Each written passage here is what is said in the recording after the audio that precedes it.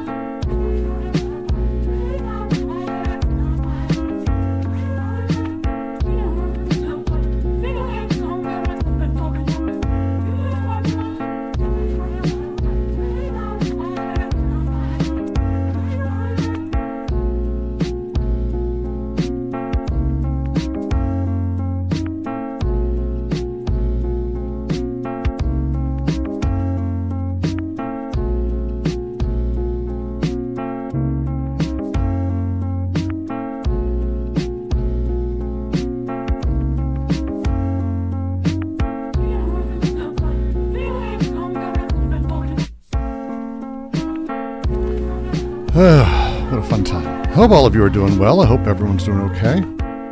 Why are you doing that, OBS? Stop. What the fuck is that even, OBS? I don't even know what's happening there. Well, this'll be fun.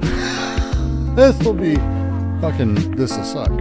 This is gonna be something. I hope all of you are well. I'm having a fantastic time with OBS, clearly. That's the whole thing. But I promised we would end up having a discussion tonight. As I said yesterday, I wanted anyone to give me some ideas. How can intellectual property be done differently? It's a discussion that I see far too little of the larger actual realities of ways we could do this that impact creation, that impact the economic incentives, that impact how rights operate or work. I tend to see a lot of takes on this, to be frank. And it's not against any particular person. I just don't like it. It is a Dreamcast shirt. That is correct. It's a good eye.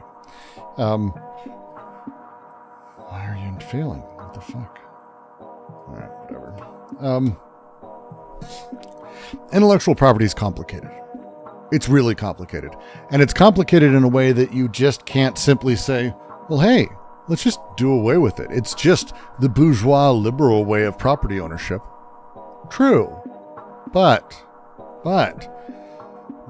do you want to be the one to advocate that we take the lefty step of abolishing intellectual property in a time where there's no way to stop anyone from doing it? Like, in a time of now, we have monopolies on content delivery.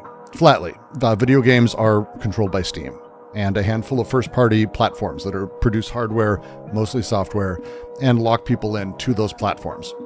There are 4, maybe, real owners of video games.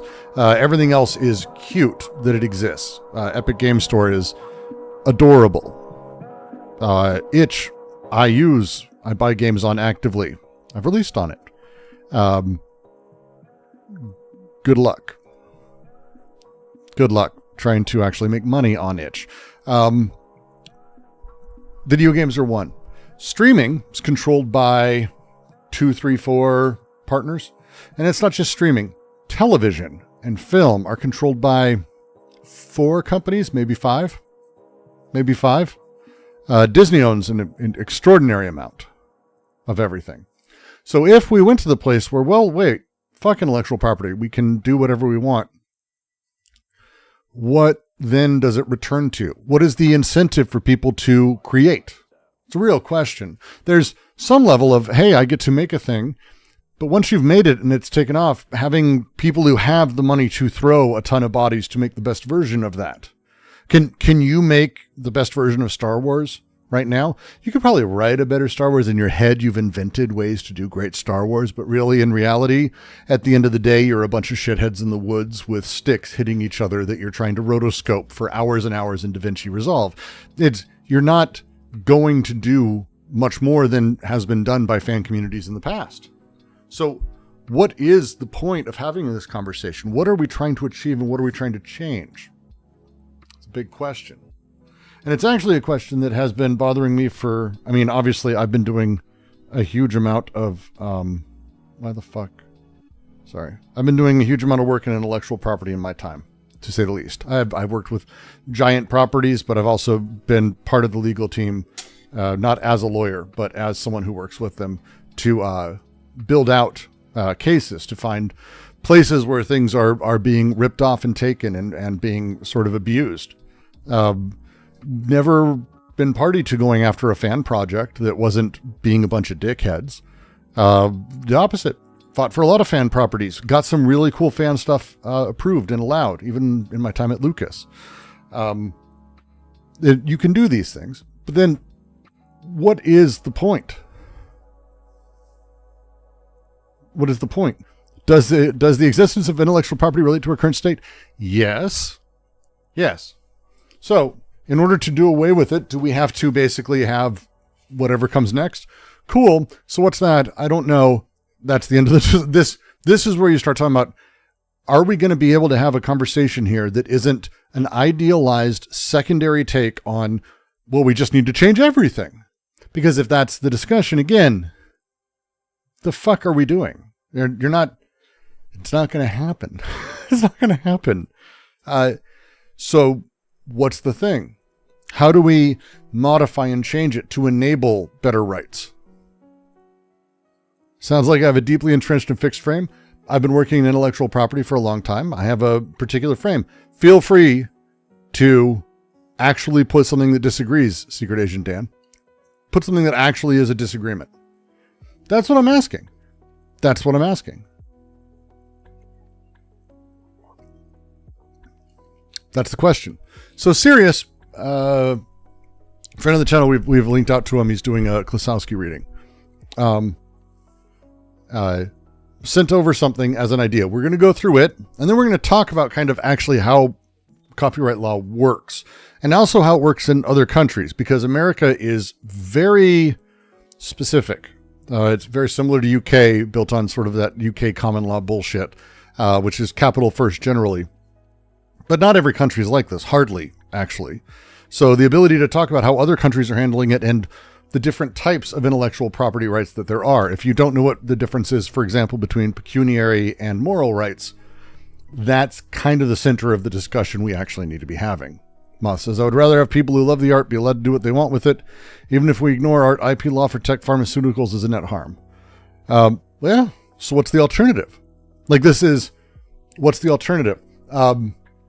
The scientists and people who discover thing X, the inventor who spends his life putting together and comes up with thing Y.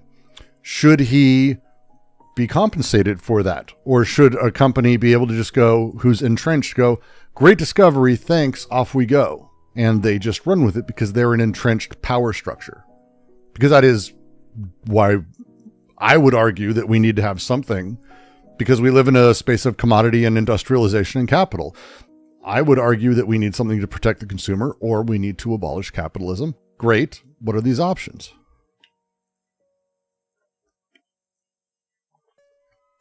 Because, yeah, what are you going to do?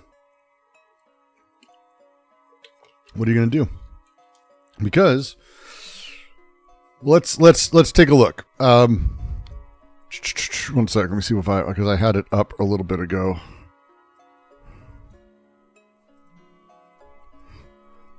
Sirius is out with friends, so he's not going to be listening as I talk about the whole thing, but it's fine. We're going over, and again, I think all these ideas are interesting. The whole point for me is having the discussion, because I want options. Because if the idea is abolish property rights, good for you. You're advocating for nothing. You're not. You're advocating for nothing. Not gonna be a thing. All right, let's see. Come on. Come on. I know. I opened it already. Why aren't you showing up? All right, let's see if we've got this going.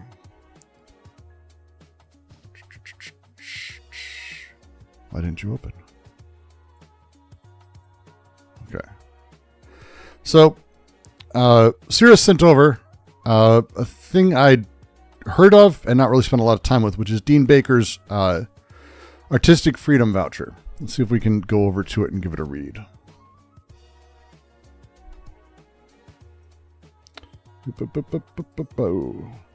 Apparently not. What the fuck? Apparently. Yeah, that would be it. Now, what in the fucking OBS is... It's like I changed a setting and I don't know what I changed. I hate when that happens so very, very, very much. It's like the worst feelings. It's like, I don't know what I did to earn this, but apparently I did something. All right.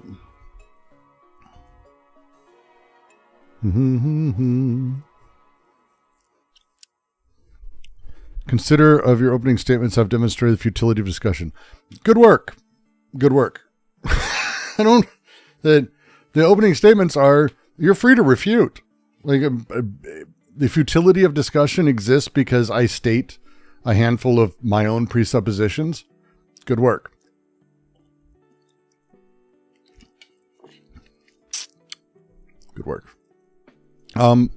So this is the Artistic Freedom Voucher. The idea at a basic level is that we should have some way to decentralize, completely replace, have no state ownership of any of this, and actually have sort of the funding of artists in a very unique, I would definitely say unique way to have the conversation.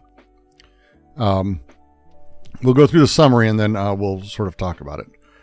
Darren says, the way I see it, if I post anything, it's timestamped, it's therefore published, so it's mine. I mean, that is actually how copyright works.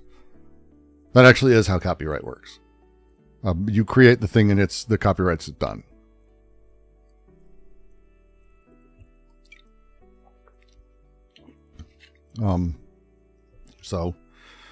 If we can talk about, there's actually an interesting series of rights that actually are part of that whole thing. Is the internet the new publisher? No, No, the internet's not a thing. The internet is a collection of corporate entities and government entities, but mostly corporate entities. We'll go through this and then we'll talk about it. The institution of copyrights has its origins in the feudal guild system. Not a great start. Feudal guild system didn't really exist. Copyrights provide an incentive for creative or artistic work by providing a state-enforced monopoly. Like any other monopoly, the system leads to enormous inefficiencies, creating substantial enforcement problems. The size of these inefficiencies and the extent of the enforcement problems have increased dramatically in the internet age, as digital technology allows for the costless reproduction of written material, recorded music, and video material.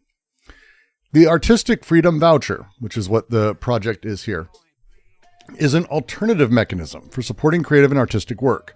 It's designed to maximize the extent of individual choice while taking full advantage of the potential created by new technology. This was in 2003. We'll go through this, then we'll go through what Sirius said about it, because it's, I have a few issues. The AFV, I'm not going to say the whole thing every time, the vouchers, would allow each individual to contribute a refundable tax credit of $100 to a creative worker of their choice, to an intermediary who passes funds to the creative workers. Recipients of the AFV, creative workers and intermediaries, would be required to register with the government in the same way that religious and charitable organizations must now register for tax-exempt status. This registration is for the purpose of preventing fraud. It does not involve any evaluation of the quality of work being produced. In exchange for receiving voucher support, creative workers would be ineligible for copyright protection for a significant period of time, 5 years. Copyrights and the AFV are alternate ways in which the government supports creative workers. Creative workers are entitled to be compensated once for their work, not twice. The AFV would not affect a creative worker's ability to receive money for concerts or live performances. The AFV would create a vast amount of uncopyrighted material. A $100 per adult voucher would be sufficient to pay 500,000 writers, musicians, singers, actors, or other creative workers $40,000 a year. All of the material produced by these workers would be placed in the public domain where it could be freely reproduced. So, that's kind of the idea. As a thing. Basically, all Americans would get this voucher, and you'd go, I like this artist or this artist collective. It gives that voucher, which basically at tax time, they get refunded X amount. They get paid out that amount. And they get, per the voucher, that income. This is a thing that they're free to do.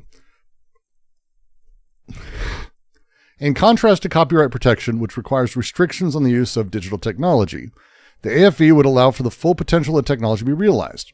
Creative workers would benefit most when their material was widely distributed as possible. They would therefore have incentives to promote technologies that allow for recorded music, video, and material to be transferred as easily as possible. I have no idea why. This is not my paper. This is what Sirius updated, uploaded. We're going to be talking through it. We're going to do our best to make an honest pass at this. So the idea is, as it works right now, and this was 2003 as Napster was getting going, as piracy was becoming a thing, this was intended to be the setup of that. The purpose is to maximize the degree of individual choice in determining which creative works would be supported, while also taking full advantage of the potential of digital technology, designed to be as simple as possible for both individuals distributing their vouchers and the creative workers who receive it. To then read from Sirius.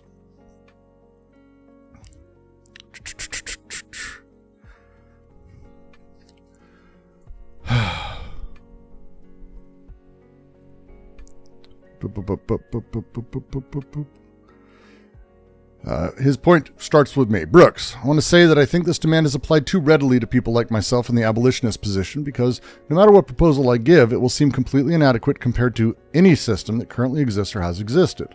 The fact that you have tangible examples to point to inherently makes them seem more plausible, even if closer analysis of them shows they are not anything but. It's demanded of me that I explain how creation will be incentivized, but my question is it currently incentivized? Yes. I say it's not. Okay. Intellectual property incentivizes ownership over creation. That's why the vast majority of people who create things subject to IP law do not own those things. Well, this is not actually true. This, again, there's going to be a lot of questions around this and how this works, but the vast majority of people who create actually own those things unless they've signed that right away prior to that. And again, this is where you start talking about the conversation at a base level. The subtitles are behind layers. Oh my God, again. See, I'm having one of those days, man. Boop, boop, boop, boop, boop, boop, boop, boop.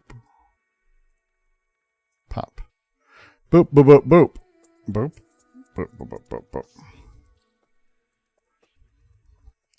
So there's a couple different ways that this works. So when I worked for Lucas or when I worked for Jim, every idea I had, it didn't matter what, well,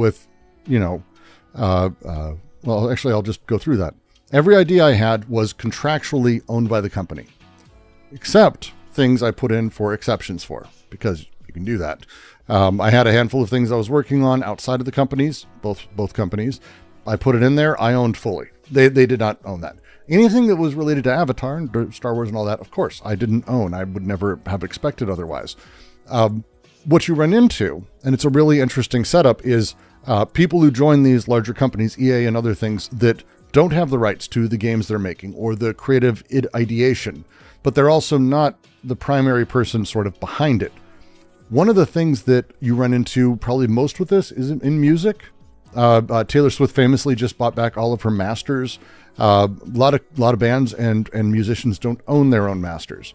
The music industry takes advantage of a very specific sort of merging that we do in the United States that other countries don't do. And it's the difference between pecuniary and moral rights. They're legal terms, but more or less it means the difference between the economic interests and the artistic interests, the project itself. So let's say I make music. I do this, no matter where I'm doing it, I'm creating a piece. Upon creation in, let's say, the United States or Europe, most everywhere actually, copyright takes effect immediately. Upon creation, it's done. It's done. You don't have to do anything. You don't have to file anything. You have to be able to prove it. That's why they have the poor man's copyright, where you send yourself a registered letter and you never open it. Like with your CD in it and other shit. It's an old method, the poor man's copyright. But it's not that that's a copyright that now it's legal. It's always legal. It's just that becomes proof. Proof is a big deal for this.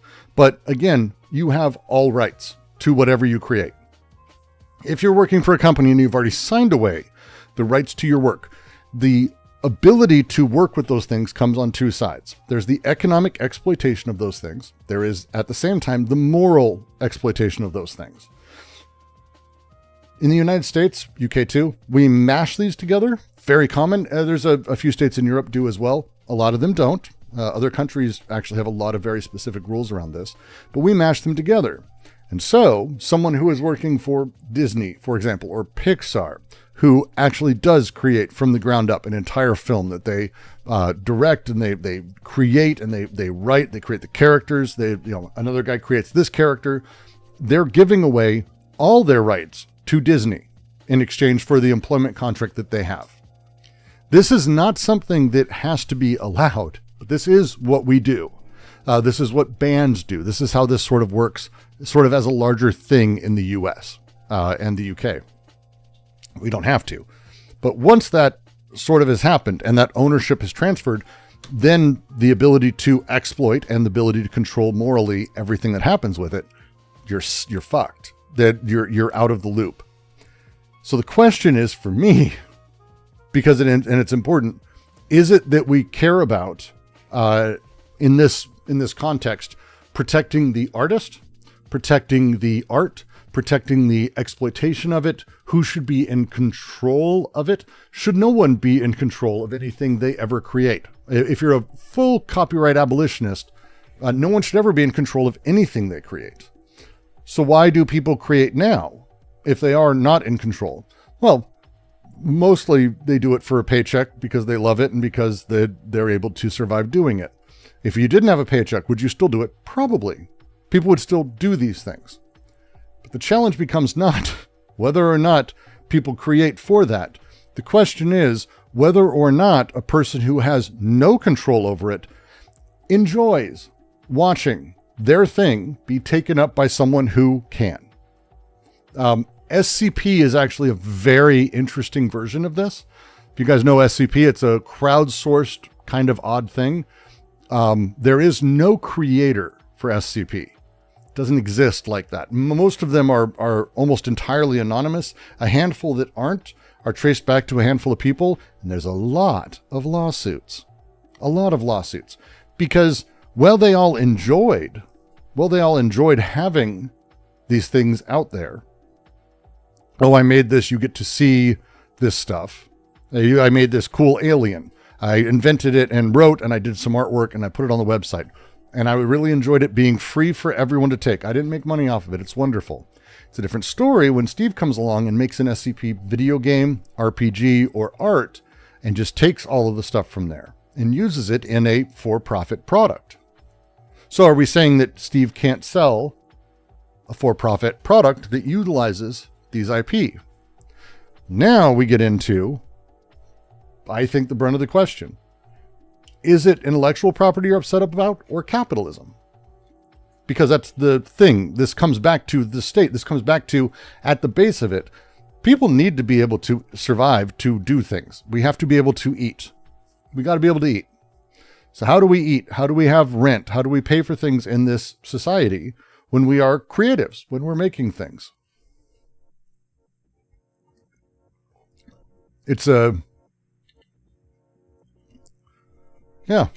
Most thinkers love the exchange and revel in it for its own sake. Sure. And then when you starve to death, because you can't charge anyone for it, because your stuff, even if it's good, if you made Samurai Jack, you did the first doodles, and someone else comes along and does a better version of it, like it's your creation, but they're a slightly better artist. How's that feel? Is that cool? Is that fine? I hope it's fine, because that's what an abolitionist advocates for. Because the labor underneath it, the live performances, everything else, this isn't a thing you can copyright. You can't control or stop someone else from doing it. So if there's no ownership, I can sell Mario levels, and so can Nintendo. In fact, if I make a platformer that's quite good, Nintendo could just take it and put it in their closed ecosystem. They don't have to charge for it, but they'll get everyone to play their version. Eventually, it'll be theirs. This happens a lot, more than people want to talk about. So, what do you do? What do you do?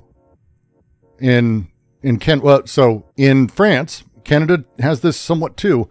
Moral rights is a real thing. This is why I brought up France, but yes, Canada has it. Japan has it. They separate pecuniary and moral rights. And it's a really interesting idea. It's a very interesting thought, because you can't give away control. You can't. There's no transferring of control of an intellectual property. If I make something, I control it. If I work for a company, I can't sign those rights away for any amount of money. I just can't at all. Pecuniary rights, the rights to exploit, I can. Someone comes along and they go, Brooks, I really think the QC is awesome. I want to make it into a movie. No idea what that would be, but someone does that. If I have moral rights, I get to say yes or no. YouTube doesn't control it. No one else does. Happy day.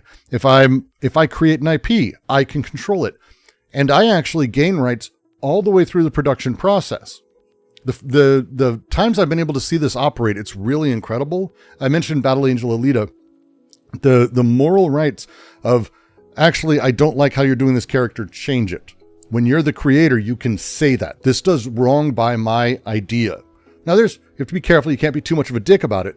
But having moral rights as a baseline thing that's attached to the person who's actually creating is pretty fantastic. And it gives a lot of leverage to that person. It simply does. France, weirdly, Canada too, sides very often with creators in these situations. There was one where... can't remember who it was. Famous director, also actor, I think, who his films, they colorized without permission. The family didn't like how it was colorized. Post the actor's death, he specifically asked that they never be colorized. And the court sided. They had to destroy the colorized copies. because you can't give away moral rights. You can't do that. It's very fascinating to consider the two sides of this. But if we're talking about a voucher system, or if we're talking about abolition of intellectual property entirely, the question comes down to the same fucking thing underneath it. What happens with production? Let's say I write a good book. Amazon, let's say I write a great book and everyone wants it. Amazon could just put it up and sell copies of it, right? Yeah, because I don't own that. What are we doing? They don't own, like, I can print all the copies too. I can compete with Amazon as much as I like. That's not great. It's not great. Someone like Kojima, no deal about the contract, could have moral rights to Metal Gear, but not pecuniary. He didn't really create Metal Gear in the same way as other stuff we're talking about. There's collectives that do it. Japan gets around theirs in some really interesting way. It's one of the reasons you see like the Ghost in the Shell collective or whatever, the project, Ghost in the Shell project, where it's assigned to a group. Japan finds a way. They do. But if there is a single fount of a person, that person does maintain moral rights. A lot of countries do this. A lot of them. America doesn't. Because we enjoy and love the top-down mentality of things. Perpetual, inalienable, and imprescriptible. Yes, that's what moral rights are. If someone has moral rights, you can't give them away. That's the thing. We don't have moral rights in the United States. That's not a thing. We don't do that. And so it's a really fascinating sort of setup. All right, Valentine, why don't you like moral rights? Because then the person has control. If they don't want anyone else working with their thing, no one else gets to. It's their creation.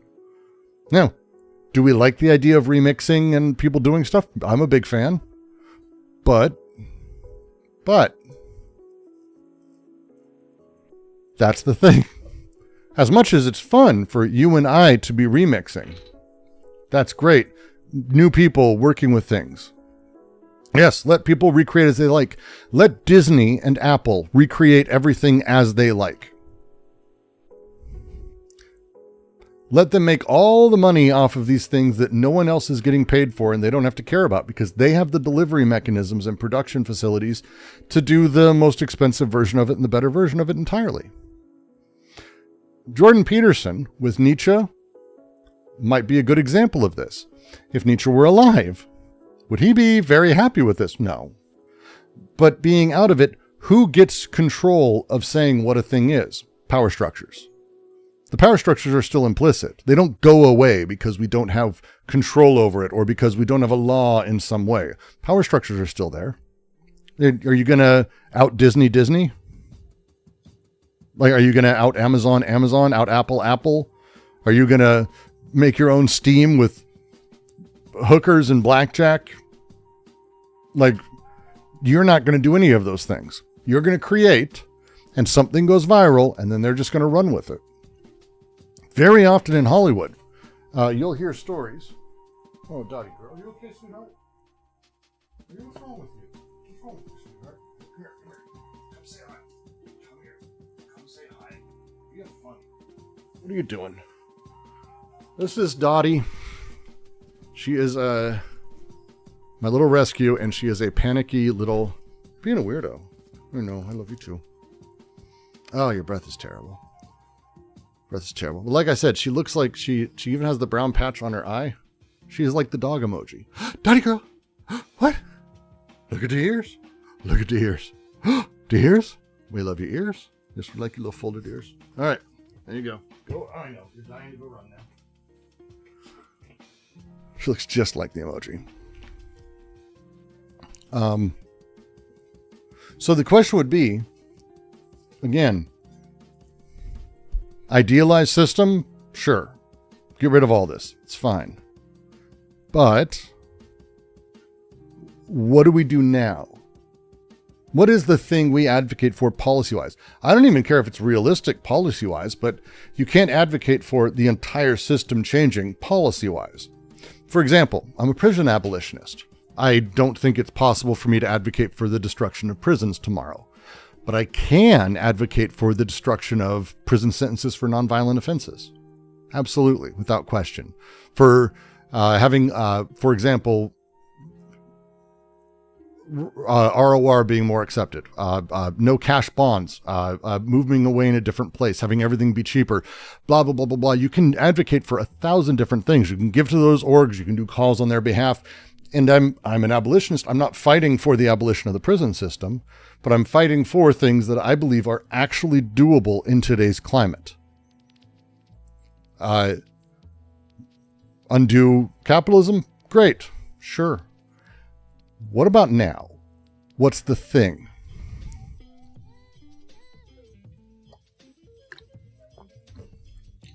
Reduce the time for IP and copyright to expire. That's a great one. The ability for a person to have control over the work that they make during their lifetime kind of makes sense. Shortening it to 30 years after creation, 20 years after creation, makes sense. Lifetime plus 70 years, fucking insane as a fucking concept. Forever, ever, ever. And the ability for us to have that conversation and to say, hey, copyright's broken. Here's how it's broken. It's broken in these ways. It's not rewarding these people, and it's actually creating weird blocks in these other ways. The streaming services and IP ownership lock things up in a really fucked up way that have ultimately destroyed the media landscape and allowed smaller actors to not even take part anymore. If you have a good idea for a small independent film, good luck. Enjoy. That has been destroyed entirely by the current media environment. So whether you own it or not, you're not going to get funding to make anything. Well, and that comes to the other side. The things you mostly care about are incredibly expensive. Video games of a decent size, even made with a smaller team of like, let's say 50 people, you're talking about a good $20 million, $50 million on the higher end. Larger AAA games, forget about that shit. So everything over $1 million or $2 million, how are you going to fund that? Well, there's no profit to be made otherwise. So you can't. So so what's the answer? What's the answer? For now. And again, these are the questions. And I would even argue in the future, if we eliminate intellectual property, like that's my underlying question, if we eliminate intellectual property.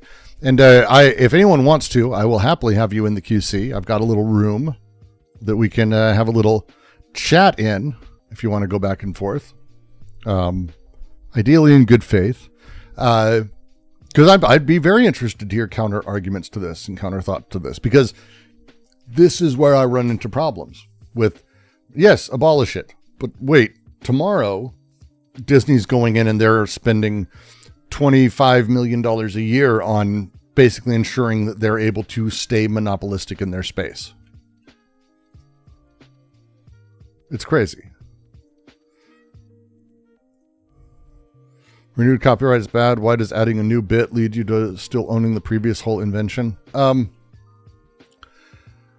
I mean, look, patents is going to be its own thing because patents are actually not really used anymore, which is really a weird way to talk about it.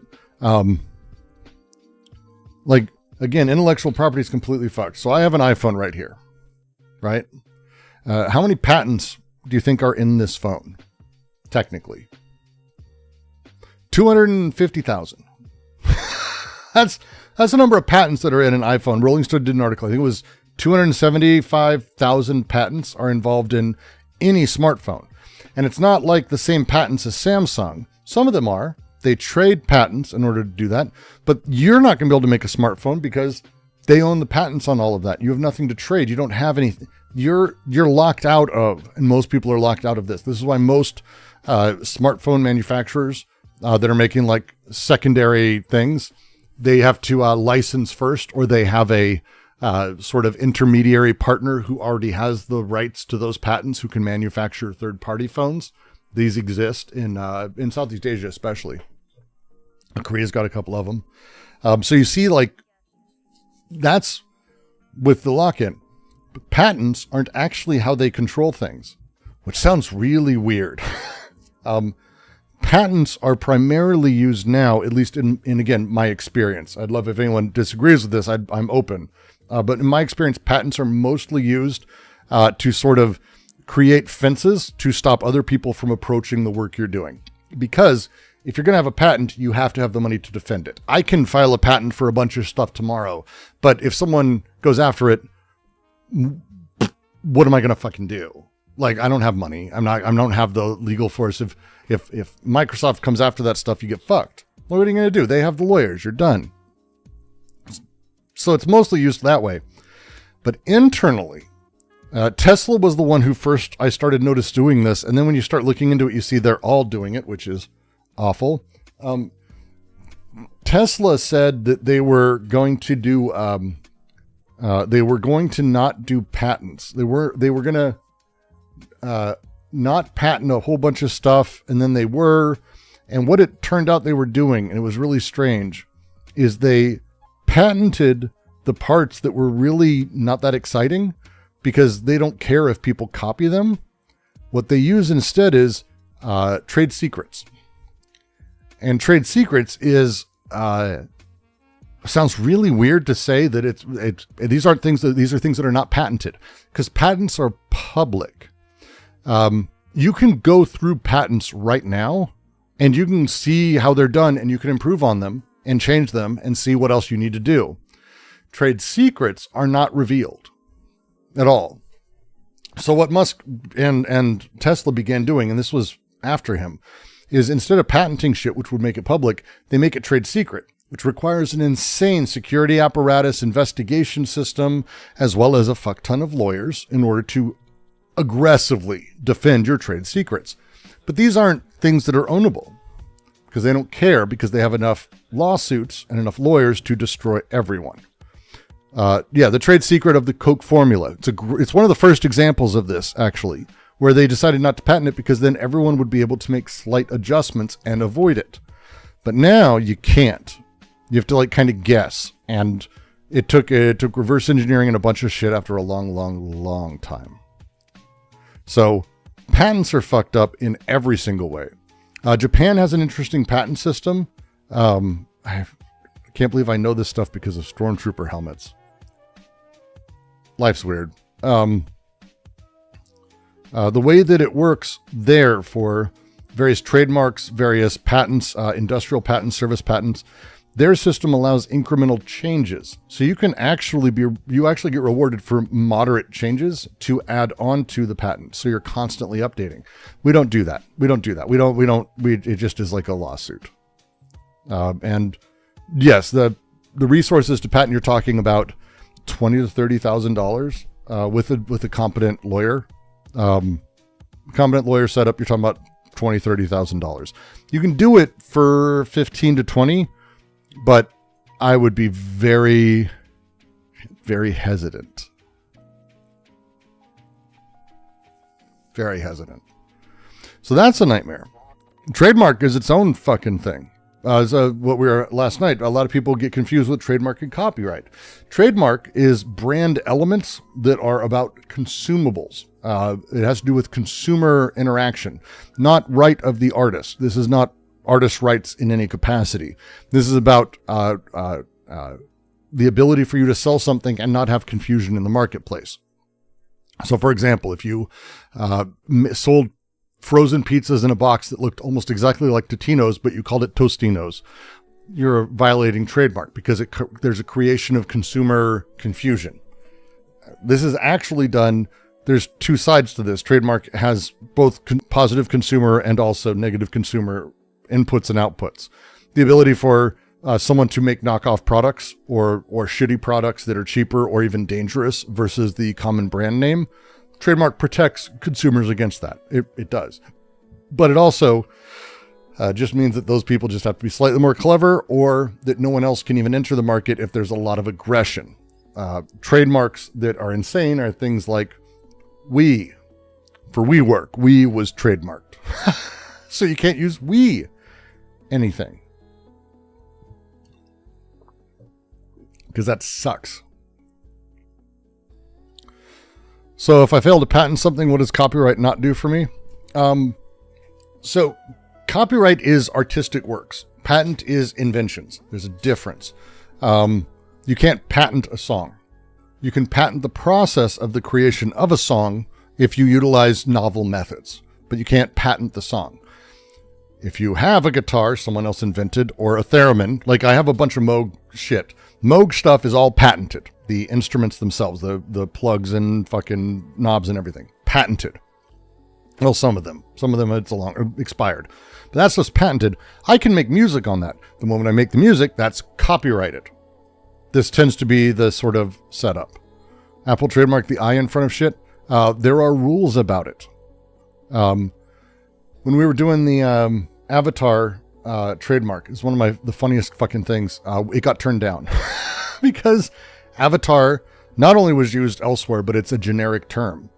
And so that's why when you see the logo anywhere, you'll notice it says James Cameron's Avatar. Because the James Cameron's Avatar is the trademark. It's fun. You'll see that on all the posters now and you'll be like, holy shit. Yeah, it's a lot. It's kind of a, and so again, what is it you can do inside of these things? And again, with any of these, we can start having conversations. I went through and I just like put together what moral rights include. So if you are the creator and you have moral rights, I figured they just wanted to remind us James Cameron did it. No, they couldn't patent the font because it's fucking papyrus. They couldn't get a trademark on the name Avatar because it was too common a term. And so in order to have a trademark that can be put on things, which you have to sell consumer products, it's really important. It has to say it. And you'll see it on like all the toys. 1 second, let me see. Like, boop, boop, boop, boop, boop, boop, boop. There you go, Avatar. Oh yeah, that was before. Damn. Because we did the Lego deal before. That's the old logo. So you can kind of see it. 1 sec. We'll switch over. I find this stuff fascinating. Maybe no one else cares. That's fine too. I don't really give a shit. Because this is my stream. So you can see the setup for Avatar.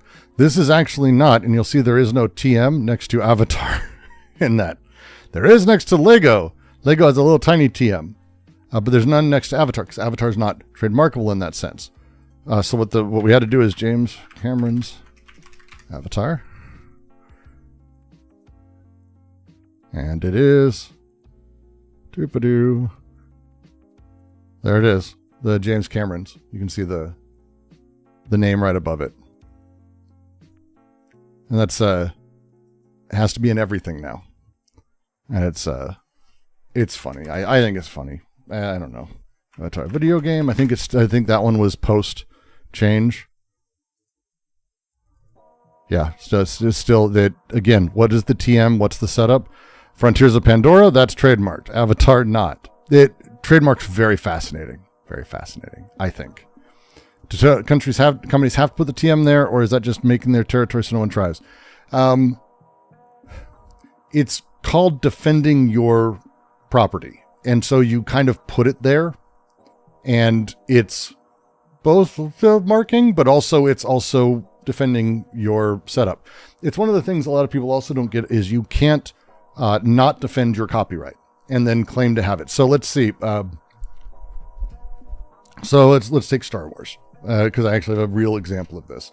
A lot of Star Wars fan films get made over the years. A lot of Star Wars fans actually start making droids, and they make little companies where they make astromechs. You can actually buy an astromech. For a long time, there were a bunch of these companies. Pre-Disney. This is pre-Disney. You could also buy lightsabers. Now, they can't have a lightsaber store. And they knew this, and they knew the kind of dance that they had to do. And so you'd see custom-made light swords. But they couldn't use like Star Wars stuff. They played this dance, and Lucas knew. Like Lucasfilm, the legal team knew about this stuff, and they kind of kept an eye, and it was about kind of how far they went. And then one day there was this fucking group who went to Comic-Con, and they said, authentic Star Wars lightsabers. Just put it up. And that was it. But the challenge became, they sort of had let these other things go. And so there was actual tension and discussion with the courts, with people, whether or not this could even be enforced anymore because they hadn't been enforcing it. You can't specially enforce it in certain cases. If someone does something that's damaging to your brand and you go after them, it seems like you should be able to. But you don't get to pick what's damaging or not to your brand if you're doing that. If you're not actively going after things, right? It's a problem. It's a very fascinating thing. Worked at a party shop for ages. My favorite Star Wars, but not product, was Princess Leia wig with an H. It's shit like that. And that's fine. But again, it has to do with like this really weird way that you have to defend it. And again, this puts all of the companies in control. And even if you're not playing with it in this certain way, even if you're not wanting this kind of thing, then the question is, as it kind of has been with a lot of this for me, what is the thing we're doing? What is the goal? Is the thing we're kind of aiming at? I don't mind, and I've put out there, take my writings, take my stuff, run with it. I don't care. This puts me in a very dire spot because I'm writing a book. I put a book out. My previous book, I uploaded to Google Books and piracy sites myself. If I do that with this one, and then if someone else takes it and they start selling copies, I haven't defended my right. They can just sell and make money off of it, and they will. People do this a lot. Ooh, the Uncrustables thing is actually a really great one. I wonder if there's a video we could react to about that, because I'd rather not just keep reading.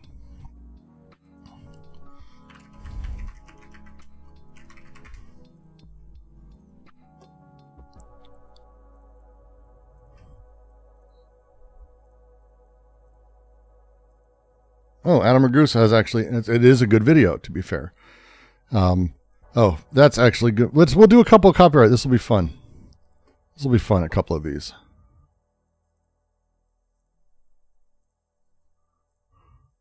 All right. There's actually a short on this. I can't believe there's a fucking short on the Uncrustables patent. That's fantastic. All right, we'll head over to the YouTube. Boop. And boop-a-doo. Boop. That is not what I was hoping. That's okay. We'll enlarge it for the time being.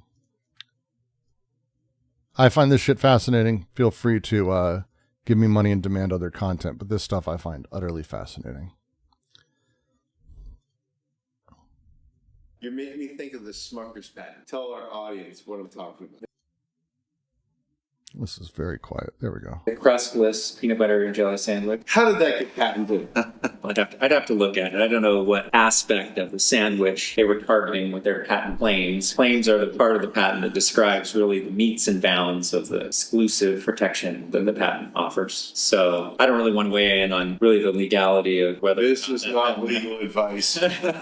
whether it should have been issued or not. I'm sure there's differing opinions. I'd have to look more closely, but at least subject matter wise, it's something that could potentially be patented if you're in the sandwich My making mom made business. fire art. They should not have been able to patent it. It is crazy. They patented crustless sandwiches. It's absolutely wild. It's genuinely wild. It's wild. Remember those two guys tried to copyright the word react? It's a whole fascinating thing. But again, the patent office is fascinating. And Amazon has completely broken it. And that's what we're going to watch right now. Because all of it is broken. I'm not saying otherwise. Sorry, Dan. I know you're very upset that I seem to be closed-minded. I'm not. I just want to know solutions we can actually take and how we can change things. My boyfriend lost a testicle in a chainsaw accident. What the fuck? That's the worst bot I've ever seen. Or best bot. I don't even know if this is a real person. What's happening? Does everyone else... Is this a channel? No. No, they are a brand new account, and they get to go away.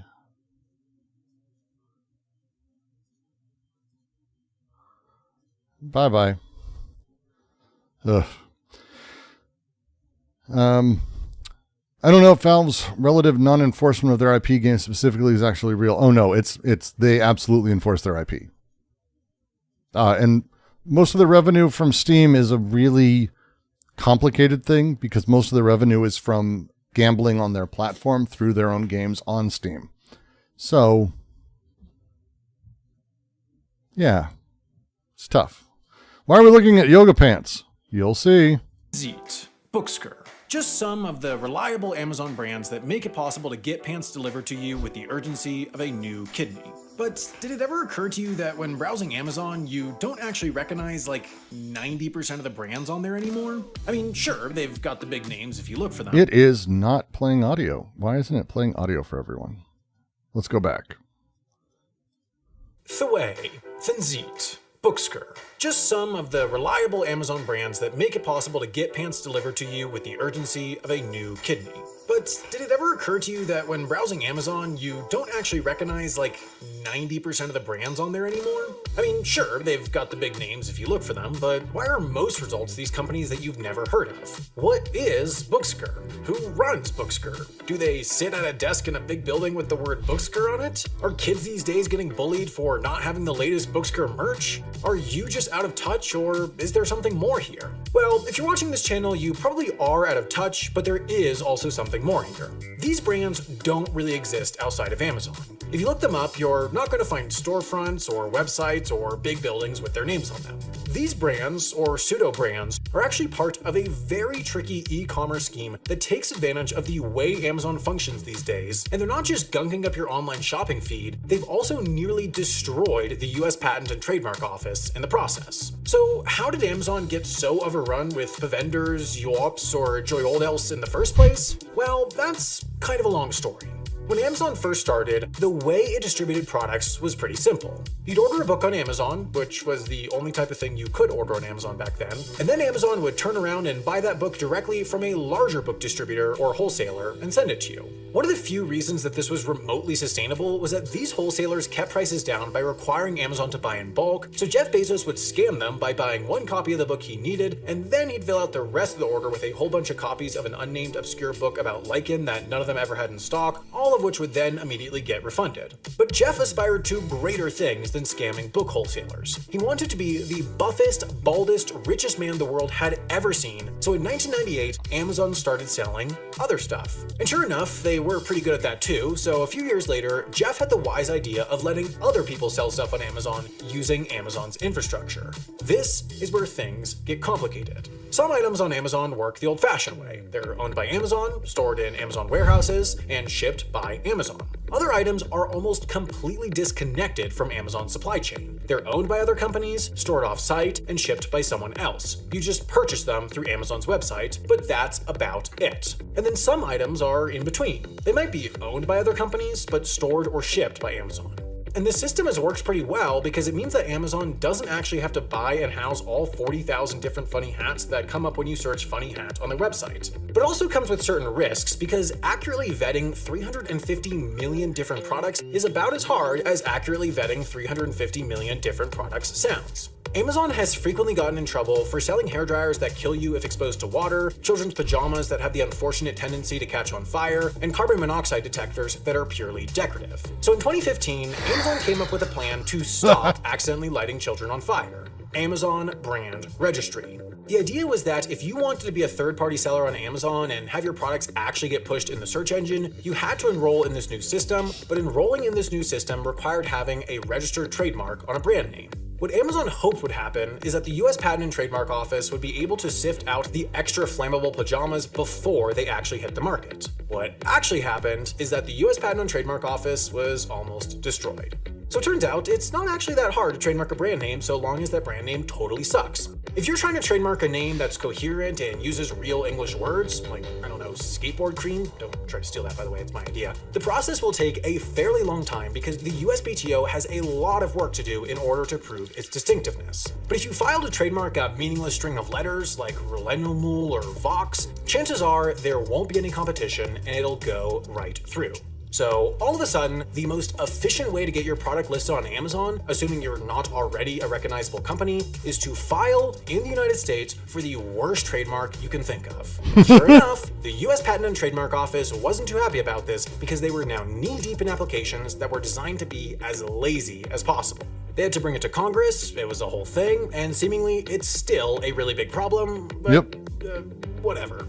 A much more interesting question remains. How do these products actually compete when their brands are so intentionally bad? Well, the answer apparently is that you don't care. For the most part, these third-party sellers target product categories with very little brand loyalty. Stuff that you just need quickly and cheaply. HDMI cables, measuring cups, dog wigs, things like that.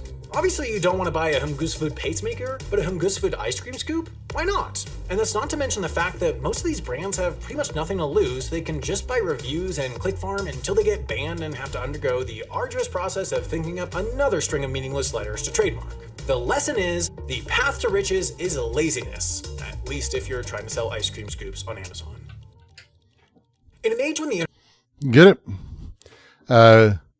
It's actually really fascinating because these systems that are created to service capital, which they are, and private property, they incentivize very particular structures of behavior. And those structures of behavior end up taking advantage of those, which then makes them over inundated, broken, and not working, which then actually feeds back into increased capital production.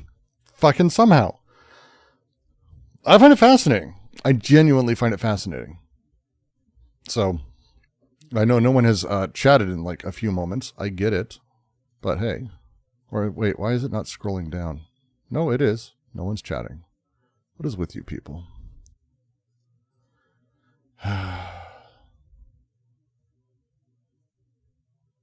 Why did it stop? There it goes. Weird. That was weird. There we go. So it's really fascinating. When we talk about copyright, when we talk about IP ownership, the ability for, and that this is why it's difficult, the ability for, when will it print my essays with my own printing press? I actually looked into buying one. And that's not a joke. Like I actually looked into, there was a company for sale that had a book printing and binding machine that they were selling for like a few $1,000s. And I was debating on crowdsourcing and trying to get it so that way I could, do runs of 200 for books and then, sell those, or just figure out something. It was like, oh fuck, a printing press. But, when I talked to the guy, I found out the reason he's selling is because it's Portland. He wanted to do the same thing. And then he learned that basically there's a subscription service you have to subscribe to get it. And also the print is specific and there's only one company that does it. And it's like these things are built like they're built the same as like the HP fucking paper jet that you have to have the specific cartridges for or you're fucked. All of them are. All of the printing presses are. Until you reach, like, apparently he was saying, like, it's the insane level where you basically own a printing press company. And it's not just like a hobbyist thing. He's like, until then, you're fucked. And he was giving up. It's why he was selling it. So that is why we do not have a QC printing press today. To use a printing press, you need a subscription. For it to work, you need a prescription. Like BMW requires for some of their features for their cars now. Yes. Hardware hacking? I mean, I'm not going to spend a few grand and take something that like, it was going to fill my garage and maybe more. Like it was insane. It was a stupid idea. Like I was never going to end up doing it, but he was really nice. It was really just funny. But it's like, there's nothing. So then we get with the same question at the underneath of it all. What is the reason that we care so much? We care enough that Dan, who usually quite enjoys this stream, is very upset with me. So are others. who are like, well, you're just closed-minded on this. And I'm like, yes, I am. I want to have a real discussion. I'm closed-minded on a lot of these things, apparently. This is the same discussion of, hey, we should, change things. Yeah, but capitalism sucks. Yeah, but what do you want to do about it? Have communism? Okay. I'm okay. I don't need that discussion anymore. I hate HPN checks. They don't work if you run out of one color. Brother used to be great. It's not anymore. It's frustrating. All these things have gotten very frustrating because everything's been made shittier. It's a Cory Doctorow thing. Brooks, opinionated and stubborn. I know no one's ever expected that. It's a weird thing. It came out of nowhere. But I'm certainly not like against reforming it, or I'm not against doing away with it. But again, doing away with it seems like, how would I put it? The barbarians have stormed the castle and you're interested in peace. Like they own all of the creative productive mechanisms and have basically destroyed all the VFX houses. They've turned everything into a weird contract nightmare that is going to the lowest bidder in every form. And the idea that now would be the time to give up IP rights when it's really the last thing that we have that a person can have control with. Talk to the people who like Andrew, Channel 5. He learned his lesson about signing over shit. Don't do that. Never do that. Never, ever do that. But like, it's the last thing protecting people who do get fucked by these large companies. It's the last chance you have. It's just it. Otherwise, they would just fire you and put someone else there, and the fans don't care. Community season 3, it happened. The hardcore fans were really upset, but it happened. Like, what are you gonna do? Like, it's what are you gonna do? You're gonna get fucked. Look up Ingram Spark when you have a chance. Small leftist press I know use them. Polish distribute books. There's a lot of cute ones. Another friend of mine has another one. But for me, the issue becomes the same thing as it was with merch. And I gave up with merch because it's like, I'm not going to make my own fucking mugs. But with books, it's like, hey, where do they get pressed? How is the paper done? How is the binding done? Because if I'm going to ever do that, if we're ever going to actually have like an imprint, I have no desire to have it be shitty. None. I want the books to be something I want to keep. And there's not a lot of ways to do that except exporting it to China. My favorite books, I went through this process. I hit up the publisher, and they were very kind. And they talked to me about where they get printed and how they get printed and how it's a matter of, oh no, they have a lot of openings because no one uses them because they only do this special kind of rope-bound printing, which I think is really fucking cool looking. And they're like, oh no. And I'm like, oh, where is it? And they're like, Thailand. I'm like, oh. And they're like, yeah. It's like, oh, shit. Okay. That's the way that goes. Woohoo. And it is. That's just the way that goes.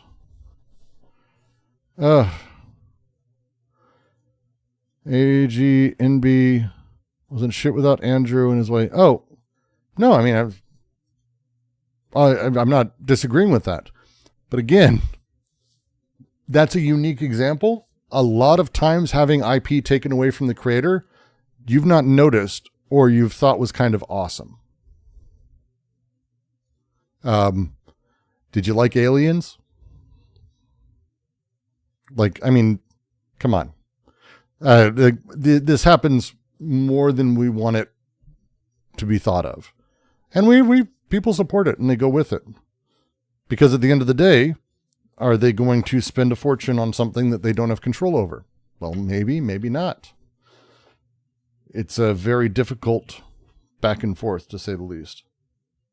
And yes, I'm redoing 4 of my nails from last night because when I cook and when I was putting together shelves and cleaning up, and I chip nails all day because I was raised as a guy and I'm not used to them, I think would be the only answer. Metal Gear Survive was shit. It was shit. I'm not saying otherwise. Metal Gear Survive was shit. But there are other examples that, again, we're kind of okay with. And it's the way it goes. It's just the way it goes. It's just the way it goes. I think a good example of this is Star Trek. Star Trek's a very good example of this. Star Trek was owned by Lucille Ball and Desi Arnaz. Did you know that? Desilu Productions with CBS, who then ended up buying Desilu, and they got the whole fucking thing, and they got all the control. And Gene Roddenberry got completely fucked and was allowed to come back and work on the second bit because they kind of didn't know what else to do, and they didn't really care. They weren't pushing it, and he kept pushing it because, of course, he was going to keep pushing it because it's fucking Gene Roddenberry. But Star Trek, that's it. Yes, I Love Lucy, Lucille Ball. Desilu Studios actually owned a huge number of productions that they put into place. A huge number. So yeah, Desilu, in terms of Desi Arnaz and Lucille Ball, the apparently quite abusive couple. Not a very healthy one. But Desilu Productions, which CBS ended up buying, and CBS now does whatever the fuck they want. And none of this is set up. But again, we're like, what's the setup? Who has moral rights? Who has control? How could they do whatever they want? How does it set up? That's the way it works. I only know I Love Lucy with my age because you have a gay uncle. Well, I Love Lucy I grew up with because it was on TV when I was sick, and Nick and Knight was a thing at one point. Nick and Knight's pretty fantastic. Wasn't Desi Arnaz credited with creating syndication? Effectively. I think he's the guy. Desilu I don't know if he was the guy, but Desilu was the ones doing that, who figured out how to continue that on. Star Trek was one of the reasons. Nick at Note. Yes, Ben. Nick at Note. I had another thing I wanted to watch. If everyone's, I'm interested. We're going to move off of this for a moment, because this I thought was going to be, if you haven't watched it, I watched about 20 seconds of it and went, okay. I am a Adam Friedland fan. I am. I'm a fan of all of these guys from Cumtowner and the surrounding comedy. I love that shit. I still think it's funny.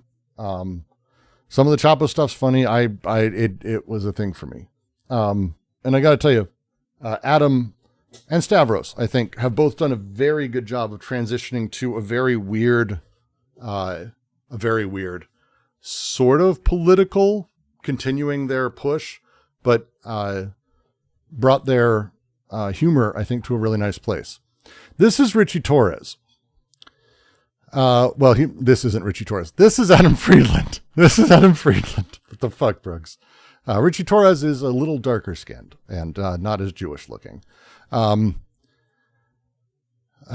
don't understand Adam's humor without the other two. Well, this is not really going to be about humor. This episode is not about humor. This is definitely not about humor. Well, let's go. I'm sorry, dude. You're bummed. Your consultant told you not to do it. I like this guy a lot too. I'm sorry. I appreciate your time. It is that bad, apparently. I watched too many minutes. I watched like a minute or two, and I went, what the fuck? This could not have gone worse for Richie Torres. I don't think it's possible that this could have gone worse for Richie Torres. I really don't. Sorry, someone's writing me.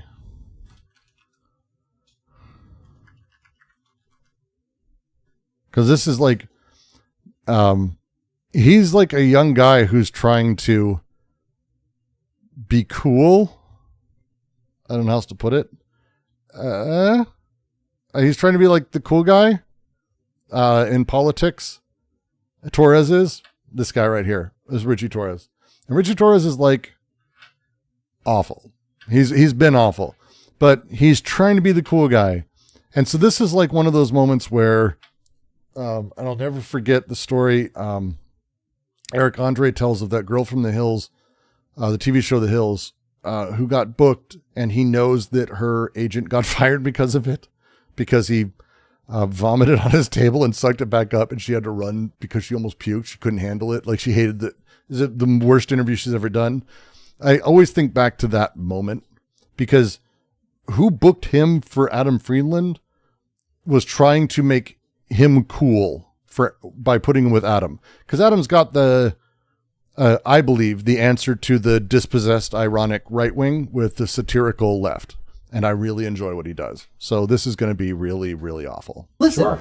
I don't get to talk to someone in the government that's taking part in these big decisions like this. And Well, I'm only one of 535, so which one would like me? Virginia Fox? I don't know. Do you have her number? I don't have her number, no.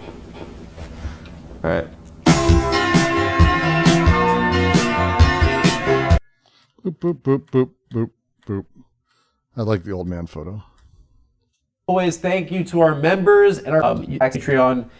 Was heard of Representative Torres, but before I researched for this episode, I'd never heard of his backstory, and frankly, it's kind of inspirational. I mean, he grew up in public housing, single mother, minimum wage.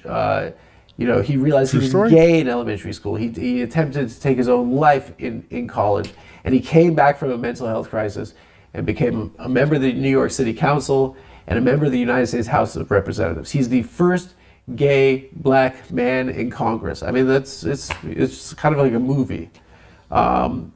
This is like I don't know what this is. It's kind of like it was unexpected. Representative Torres has been referred to as Israel's loudest advocate in the House of Representatives. And prior to this interview, I wanted to have a conversation that didn't resemble like a counterpoint, just screaming match like we see online all the time. I wanted to try and get something different. And to be honest with you, when I became emotional. And it fell off the rails, and I wasn't able as an interviewer to get it back on the rails. I mean, there were like multiple topics that we didn't cover at the end. It was frankly exhausting for both of us. It felt like it was a gotcha, and I'm an activist, and Jesus Christ. And this is how this conversation goes nowadays. And so while Jesus I didn't get what I Christ. was initially looking for, I kind of still feel like it's important. I stand by what I said. And I did have the audio doubled up accidentally. It shouldn't be anymore. Let me know if it still sounds odd. And even if I'm my voice is high, don't I think it's important to say what I said in the interview. And so I appreciate him so much. I don't know what it is. I mean, at a certain point, I don't even know if it's an interview, but I hope you make of it what you will. And, next week we're going to have it's going to be so funny. But this one, I think, it's going to be a different tone. And that's how you know that it's a whole thing. I don't think I've ever heard him go, next week it's going to be good. Hey, watch this one, because next week will be good. Oh, that's fantastic. Enjoy. Ladies and gentlemen, Congressman from New York in the U.S. House of Representatives, Richie Torres. Everyone, make some noise. I can't. Hello. What's going on? Hello. Well, I got two issues. First of all, your district is Yankee Stadium. That's one of your I represent constituents. Yankee Stadium, yeah. And I asked you how the Yanks were, and you were like, I'm not. You didn't. So I love the Yankees, but I'm not a huge baseball fan. You just turned it And I'm off. not going to pretend to be a baseball fan. What about the zoo? I love the Bronx Zoo. Okay. Botanical Gardens. Do you consider the animals your constituents? I consider the Bronx Zoo indistinguishable from the United States Congress, yeah. Oh. Does that crush if you say it to another guy in Congress? It crushes nowhere because if I had any comedic talent, I probably wouldn't be in Congress. What do you mean? Yeah. You want to be a stand-up But comedian? when I was a kid, I was a fan, not of baseball, but professional. If you're all okay with it, I want to jump to because it's long, and I do like Adam. I fucking hate Richie Torres. He sucks really fucking hard. He sucks really hard. So we're just gonna jump through a little bit. You're in the House of Representatives, and Yeah. you have to run every 2 years. Yeah. Like, how long do you have to wait till you just start running for the next one after you win an I election? mean, you start immediately. Yeah. It's like you're in a constant state of campaigning. Is campaigning and going to fundraisers, doing all this stuff, is that a distraction from the work that you have to do? It can, but I feel like if you're effective at governing, then it improves your ability to get reelected. So if you're a good congressman, Yeah. you're going to be popular in your district, and you're going to be well positioned to be reelected. Does it suck that you have to fundraise, right? It sucks. Fundraising sucks. Yeah. And like And you because fought of against Citizens public United, like funding It's of nauseating elections. to ask people for money. Yeah. do you feel like it's eroded people's like faith in the institution, right? I feel like too much money is too much time is Yeah. spent on fundraising, especially if you're a frontline member Yeah. who has a fiercely contested general election every 2 years where tens of millions of dollars are spent. You could be spending more than half your time every week, At a banquet. or just call time, just Yeah. dialing for dollars. You were criticized, I saw, for Blackstone donation, right? And it's understood that they are the architects of the housing crisis, pretty much. Yeah, I mean you receive contributions from thousands of people, Yeah. or employees from all over the place. You can and- send it back and say fuck off. Yeah, I'm not. So they're giving you a check just because? I decide issues on the merits. I don't know what others do, but I decide issues on the merits. So it's a just cause check? Just because They're just giving you money just because they think you're nice? I'm pretty sure that even there are lefty candidates who have gotten money from people who Blackstone. are employed. Yeah, rank and file employees, sure. I figure like you could, maybe if you're like, this guy's, You do know that, this guy's making my constituents' lives worse, you could be like, fuck you, I don't want it. I'm in a safe blue district, Yeah. right? people should judge me by my record. So Yeah. by the legislation I pass. Oh, Yeah, we I work 7 can. days a week. I'm visible in We my can, district. I'm Richie. on the ground. I'm happy to. Yeah. If you ever want to take tours of my district, I'm happy to walk you through my district. So. Yeah, I'd like to. I've Yeah. been to the zoo in Yankee City. Great. Well, not the actual projects, not the amenities, not the institutions. but- Yeah. And I can give you a sense of racially concentrated poverty in a place like the Bronx. So that's what my question is like, Where do you live? Which borough? I live in Brooklyn. Okay. Yeah. Shocking. And that's my question, right? So right? you might So, be like, divorced from the experience of racially concentrated poverty. But in what the does that Bronx. have to do with taking money from blacks? Like, I just feel like that's a deflection. Well, I think and you- I don't want to No, 'cause I I think don't you're- want to cut like an argument right now. If you, I don't want to no, argue if you, with you. If you Yeah. want to question my ability to represent my district, I'm happy to show you what I do. I'm happy to bring you to my district. What I'm calling into And introduce question you to my constituents. What I'm And calling you can- into and you question can- is the institution, right? I'm calling into question the system, and you're functioning within a system, right?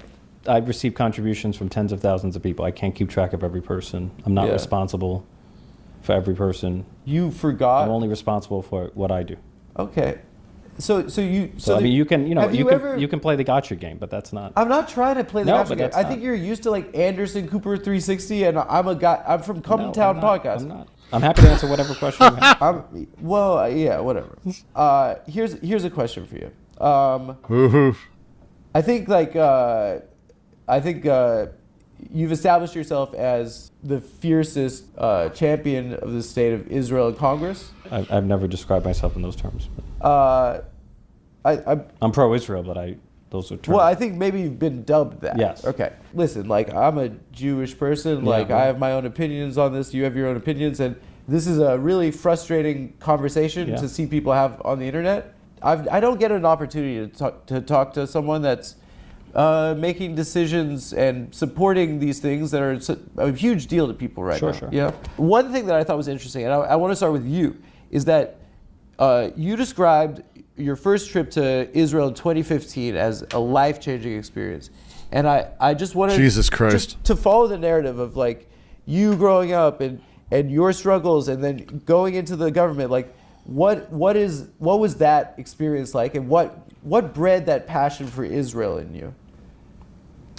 Well, since I grew up poor my whole life, I never had an opportunity to travel abroad. Yeah, So the first time I ever free trip. went to a foreign country. So it was life-changing because you went on a part trip. of the reason went abroad for the first time, life changing. But also, when you experience the complexity of Israel, you go to the old What city. did you see? Like, what did you witness? Like, Well, go to the old city. yeah, yeah. I've been there. Yad I've been Vashem, which is the Holocaust Museum. Yeah, yeah. Go to the Masada, where Jews committed mass suicide to escape Of enslavement. course, at the hands of the I've Roman hiked up Empire. Masada.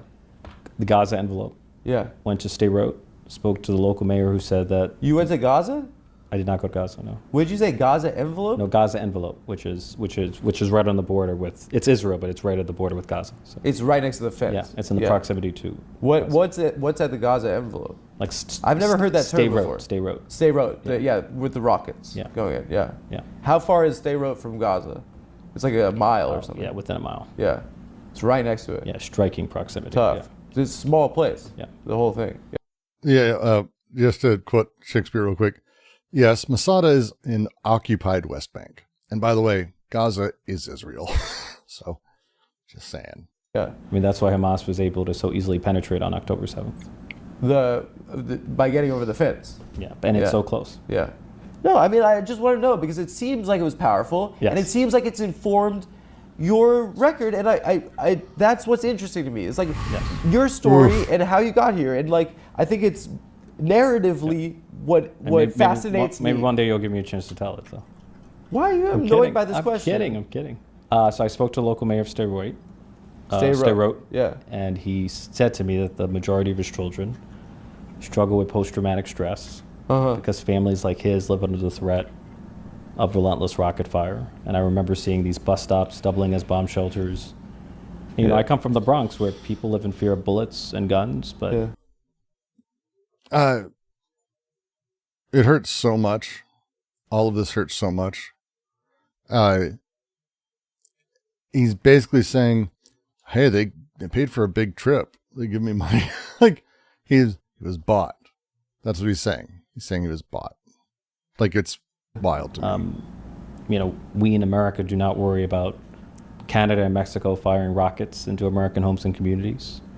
You know, we're a country of 330 million people. We're surrounded by oceans, and Israel's a tiny democracy the size of New Jersey that's literally surrounded by both state and non-state actors that are intent on wiping it off the map. So, you know, I left Israel with an empathy for the unique security situation that Israel faces.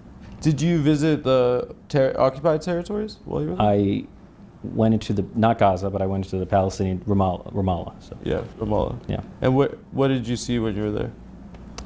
You know, we spoke to Palestinians who obviously have a much more critical view of Israel. And and that didn't resonate as much as, like, what was your takeaway from hearing? It's the first thing I'd ask is, so the minorities that are under attack in tenements, you resonated less with them than their whiter colonial oppressors. You, Richie Torres, resonated more with the leadership of Israel than the Palestinians. That says just everything. What's up, buddy? You want more playtime? I think I approved more playtime, didn't I? Can you check? It does say on playtime. It does say out of playtime. 1 second. It's on the video screen. It is on the video screen, and everyone's getting to see that you have a Steam Deck and you love your Steam Deck. What were you playing on your Steam Deck, Dexter? Nothing. I was playing on my Switch. You were playing on your Switch. How's that? And what are you playing? I'm gonna play UFO 50. 2 seconds, Dexter. Don't do anything. Just give me a moment. 1 second, everyone. I've got to fix the thing real quick.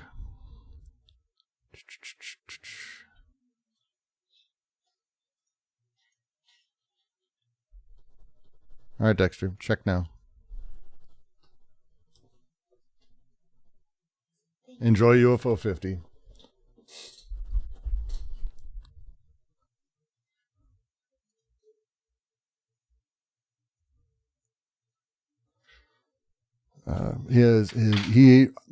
He was my excuse to buy myself the OLED. So he got my LCD. So I got the OLED. I got the cool OLED with the like clear black cover, red edges. It's pretty good shit. UFO 50 is fantastic. I'm a big fan. What's my favorite UFO 50 game? I literally would never remember a single one of them. I go in, I play probably 15, 20 minutes, and then I just stop because it's like literally breaks my mind apart. It's so nice. So nice. So nice.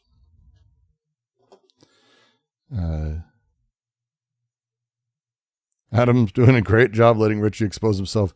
I've seen a couple of the lines that are coming up, and this hurts me so much.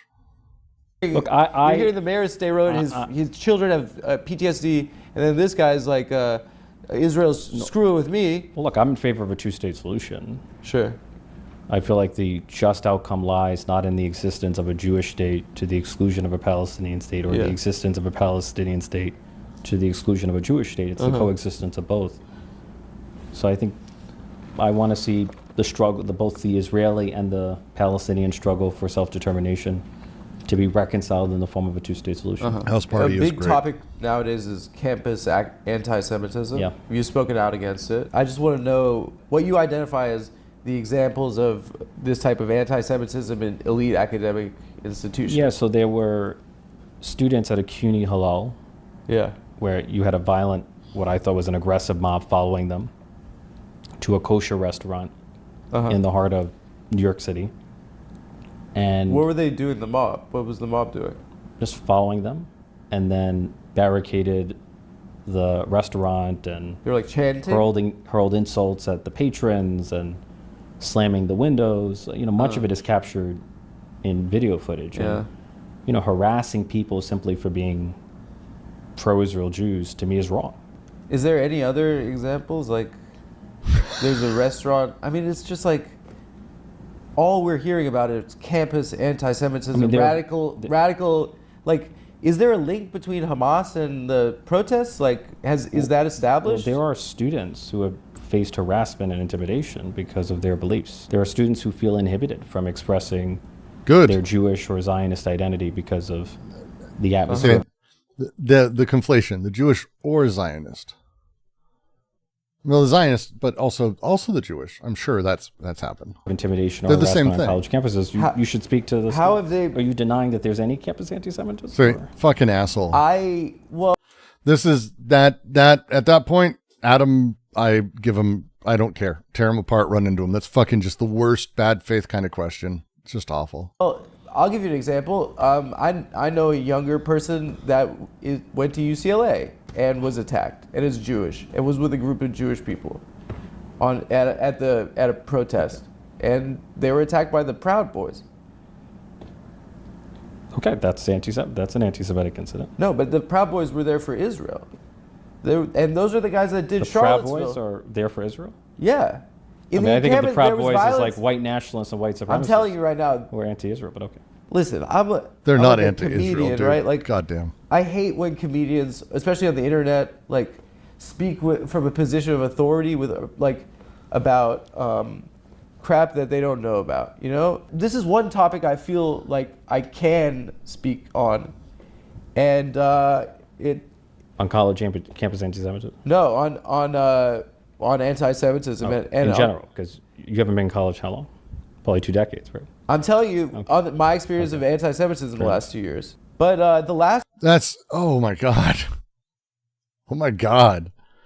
That's fucking great. Telling a Jewish guy that really, you haven't been on a college campus in 20 years, so you're going to talk about it? 2 years have felt different in America. And I don't know if you've been on Twitter recently.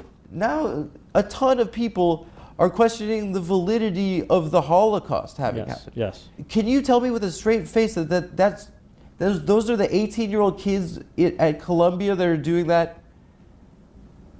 The 18-year-old kids at Columbia? Are they doing those posts about the Holocaust never having existed? You know who's doing it.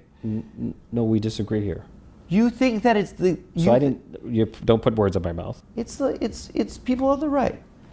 Let me tell you. You're suggesting that there's. You're suggesting there's no. You're suggesting there's no one on the far left that denies the Holocaust, or downplays the Holocaust. That's an absurd What are you? statement. You're doing moot court right now. I'm telling you what it's like to be my experience being Jewish. Yeah, in this but country. there are Let others me who tell have you, a different I'm trying experience. to see.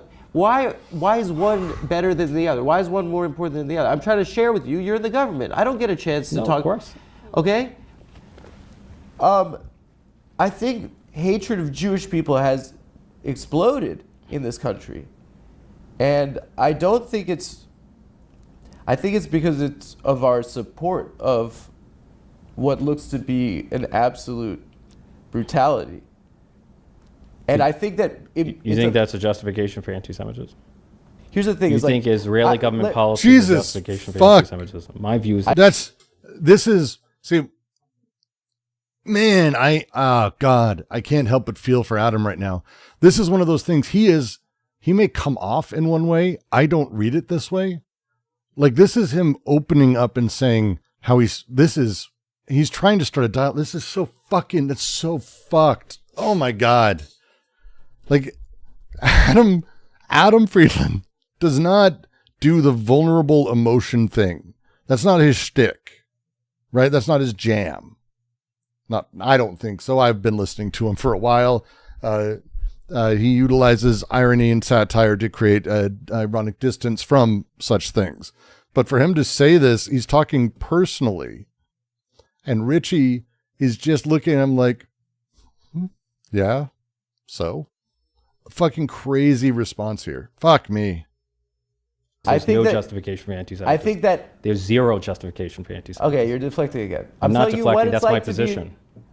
what does it look like to have a flag Fuck. with a Jewish star and I'm Jewish, and for kids to be starving right now? If- and why if- is my if- government? I don't want to do this fight. Let's not do like a yelling at each other thing. I really just for me, I had the experience of. It just sounds like you're justifying anti-Semitism, which Fuck, dude.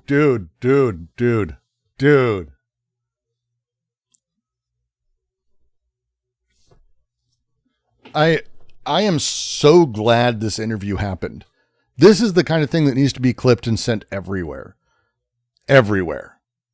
Because this is Adam just saying, like, hey, I believe there's more anti-Semitism because of Israel's actions and our support of Israel. So you are justifying anti-Semitism. No, I'm telling you why anti-Semitism's happening, why it's growing, and why it's being accepted. It's not justifying it. There's no justifying it. It's fucking crazy. Oh, shit. Whoever booked him on this, it literally, like Richie probably ate his heart behind the backstage and left his body there on the ground. Jesus. Oh, seriously, we're past that. After this, maybe. making me feel Are you crazy right now? Okay. Why would I do that? You're doing the I'm Hamas thing. I'm not saying It's you're not a Hamas, winner. but I'm not. I think We'll there should be we'll do a different tack. Israeli government policy should have I no think we're- bearing on. If you have disagreements with the Israeli government, you should voice your criticism of the Israeli government. But there is no justification for intimidation or harassment against Americans. That's not what I'm he's telling saying. you as a Jew right now that we are receiving a lot more hate because of what the people with a flag that has a Jewish star on are doing to other people right now. Yep. That might And be I'm telling you, as a Jewish person, What the how fuck, painful it is for us to say, and it hurts my stomach to say this. So you're going to say, I disagree, that this is a genocide. And that hurts to say that a Jew could do that. It hurts because we grew up with learning about what hatred is. We grew up learning about this. And the same year the state of Israel. I can see in him all my Jewish friends. Like we're about the same age, I think. I mean, I don't know. Maybe he looks older, I look older, whatever. But all my Jewish friends who absolutely, they're like, what the fuck? We grew up and had beaten into our heads over and over and over at synagogue or at school, and I didn't have a lot of Jewish friends growing up. I didn't know a lot of Jewish people. There weren't a lot in my city. It's the way it worked. It was a Mormon Catholic evangelical town. But the few, it's like you had this beaten into you. This is what a genocide is. Here's the signs. Here's the things. Here's what happened to grandma and grandpa. Here's what happened to grandma and grandpa's friends who didn't come home. And they went through all of it in excruciating detail. And then all the details are there. Adam's 38. Well, he looks old. He looks my age. It's fine. It's close enough. But it's like, you can see it's the way he's saying it. He's internally exploding. Like, just you can see it. This is fascinating because he's a very detached, ironic person, which I appreciate when it's done well. That this is a genocide. And that hurts to say that a Jew could do that. He is not distant from this. It hurts because we grew up with learning about what hatred is. We grew up learning about this. And the same year the state of Israel was established, in 1948, the world saw the Holocaust, and they established standards for what a genocide is. It was the same year. I don't think I've ever heard Adam's voice like this. I deeply appreciate being able to see this. I'm 45. And the world said that this shouldn't be a thing that happens. You know? And I just wonder, like, it doesn't make sense to me, like, I don't know, it doesn't track to me why. I visited the Holocaust Museum in D.C. It was an impactful experience. It was heartbreaking seeing the Israeli flags and Zionist writings promoted at the gift shop. I mean, the same. I almost worked with the Shoah Project in L.A., the Holocaust Museum there. I got to meet the people behind it. They were all friends of my former bosses. And the work they were doing was amazing. And again, you get this place where it's inextricably tied to something that I am personally abhorrent of, which is the state of Israel as a apartheid state. But their work documenting and recording every survivor and getting them in place before these people died, because they're dying. They're gone. They're gone. Incredibly important. But then you're sitting there and they're recording, and then it's suddenly a positive about Israel. They tie it together, and it just hurts.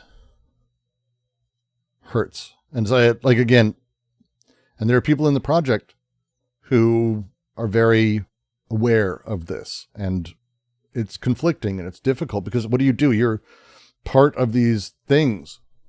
Do you say that you're not supporting Israel if you work with the Holocaust Museum or you're working with their fundraising?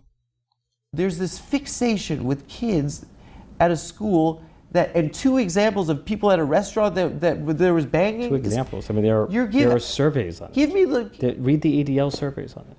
Because it's hard for me to talk about this in public, because you're being a dick. That's mean. That's fucking mean. I'm not being mean. I'm just clear it's an emotional topic. All right, I'll share with you what happened. I'm not. I lived there. I don't intend to be mean. So. Sir, I lived there when I was 18, and I grew up a Zionist. And we were told, and our whole community in this country is told, that we have to defend Israel and love Israel because it will stop at the Holocaust. It will stop another Holocaust from happening. LA one was really good. The DC one is leaves a hole in you, for sure. The LA one is really well done. It's not quite the same at all. Seeing the wall of people from villages literally wiped off the map. Pictures go from floor to ceiling, 25 feet high. They knew how they were doing scale. Again, it's very difficult once you see what the sponsors are and the setup and what it's being done and what it's being in support of. It's absolutely necessary that we remember these and see it, but it's in support of something. And my dad was born in 1951. That was 6 years after these atrocities. His friends' parents, he knew these people that had been through this hell, these skeletons. And it terrified us. And the understanding in our community is that we have to defend Israel. But I lived there, and I went to a settlement at the end of my year there, and I looked down a hill at a Palestinian village, and I saw how they lived, and I turned back and I looked at the settlement and saw how they lived. And people live in a world where they're demeaned and dehumanized and surveilled constantly by people and this isn't in Gaza, by people in SWAT team outfits with semi-automatic weapons, and that's what the world is seeing. And you keep telling me that the problem is someone's getting yelled at a restaurant? I'm sorry. You're conflating two different issues. So I don't Please, understand. please. Me saying this to you right now will hurt people in my own family, okay? Because this is a very important thing to us. And the fact that I still fucking care about being Jewish is embarrassing. I should just be a guy. But this feels like a stain on our history. And it feels like it's changed what being Jewish is. Because what being Jewish isn't Israel. Judaism has existed for 4,000 years. This is a country for 75 years. Sorry, I'm not laughing at Adam. I'm Richie Torres. You can see, I'll zoom in. This is fucking his face. Did anyone else see it? Because it was this moment where he went, oh no. Like, I was like, oh fuck, his fucking, we're going to zoom in. I appreciate the shit out of this. Just, Adam's going in, it's powerful. But watch. Judaism has existed for 4,000 years. This is a country. Oh, I love that. It's, oh God. Like, can you imagine being in his position right now? Like, here you are, you're a shill for genocide, and you are proudly a minority candidate who cares about minority rights in the Democratic Party, and you consider yourself a progressive. And right in this moment, right here, he knew he fucked up. It's just registering that this was a fucking mistake. So there's 10 minutes left, and it ends with the words walk off. So we got 10 minutes. You can see this is the moment where he's like, I can't turn this around. It's Fuck. changed what being This made me, by the way, really like Adam a lot. Like, genuinely like him. Jewish is. Because what being Jewish isn't Israel. Judaism has existed for 4,000 years. This is a country for 75 years. You know, like, it is the oldest, one of the oldest monotheistic religions. Anti-Semitism is one of the oldest forms of hatred. It is. People in my life are going to be mad at me about this, but I'm saying this because I am Jewish. God You damn. know, and I don't shit. understand Oh, why you would be. Look, how you define. I want to I have. feel like I'm here to be lectured, not. Shut up. That's not nice. You can't talk that way. Why are one set of Jews but more what the poor than fuck? others? Dude, Richie Torres is a huge piece of shit. What an asshole. Nice. You can't talk. Be. Oh my God. Look, how you define. I want to I have. feel like I'm here to be lectured, not. Shut up. That's not nice. You can't talk that way. Why are one set of Jews but more poor than others? No one's saying any. What happened? You went to the beach in Israel? What? You went to a restaurant or something? Yeah. A nice restaurant? No. Like. Listen. Never even been to the Tel Aviv Pride Parade. So. Oh fuck. Oh fuck. This is like the most enjoyable thing I've seen in a while. This is amazing. You know, and I don't understand why you would be. Look, how you define. I want to have. I feel like I'm here to be lectured, not. Shut up.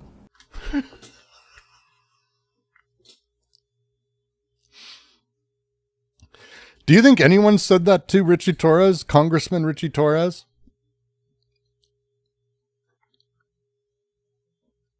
That is fantastic. You're beautiful, my friend. You're beautiful. That's not nice. You can't talk that way. Why are one set of Jews but more poor than others? No one's saying any. What happened? You went to the beach in Israel? What? You went to a restaurant or something? Yeah. A nice restaurant? No. Like. Listen, Never been, this is the never year, even been to the Tel Aviv Pride Parade. So This is the year 2025. yeah.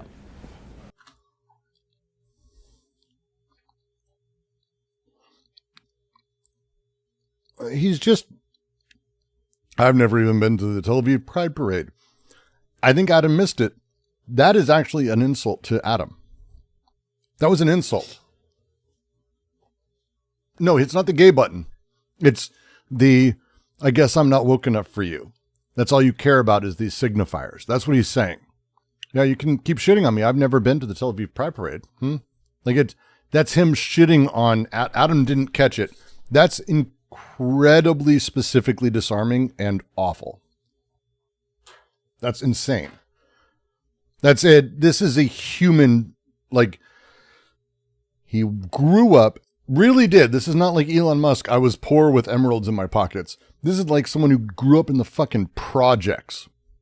This is someone who did the thing, became city councilman, changed things for positive. Like he was good. And then slowly, and for him to side with power against a minority is fucking wild.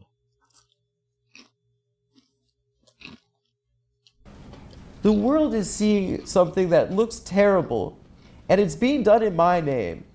And I don't know what to do. But the war began on October 7th. No, it didn't. Yes, it did. You're When Hamas ignoring... systematically murdered and made, and you want. Okay. Look, we're Why? going down a rabbit hole. We fundamentally no, disagree. No. But Hamas murdered and maimed No, you're doing the and TV mutilated thing. Don't do and TV. abducted and Don't do tortured TV. thousands of people. That's not television. That's a fact. That's reality. You can deny it. You can I'm not downplay denying it. October 7th. Well, you seem to be You're trivializing doing the I'm it. pro So- October 7th. You're doing I'm pro Hamas. I never said you were pro Hamas. You're putting words in my mouth. It is But you seem to be downplaying it. there for the last 17 years. People have been under a blockade where they cannot leave. If you were born in a place and there's a fence there and there's a guy with a gun on the other side and he says you can't go anywhere, would you like that guy?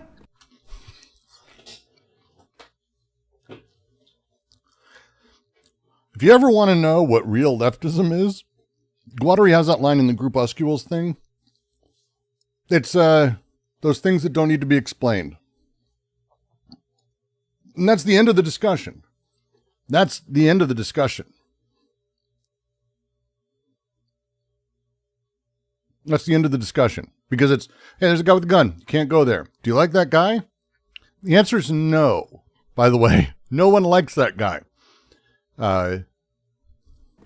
If you treat people like animals, sometimes they're going to lash out. Look, I sincerely believe, maybe I'm wrong, that if Palestinians were governed not by a terrorist organization like Hamas in Gaza, but by a regime that was able and willing to make... Stop fear. I will agree with you, but with an asterisk. People in positions of power, you do not need to give them an out. Adam is giving people an out who are watching this and agreeing with Richie Torres and going, oh, this is bad. He's giving them an out. He's giving them a way to change. Richie Torres, fuck him. He is power. He's actually supporting these things actively. Make peace with Israel, the situation would be fundamentally different. The preconditions for this happening are undeniably something that the Israeli government was fully aware of. Why would Bibi Netanyahu... Okay, here's the question. Do you think October 7th was justified? No. Okay, I'm happy you said that.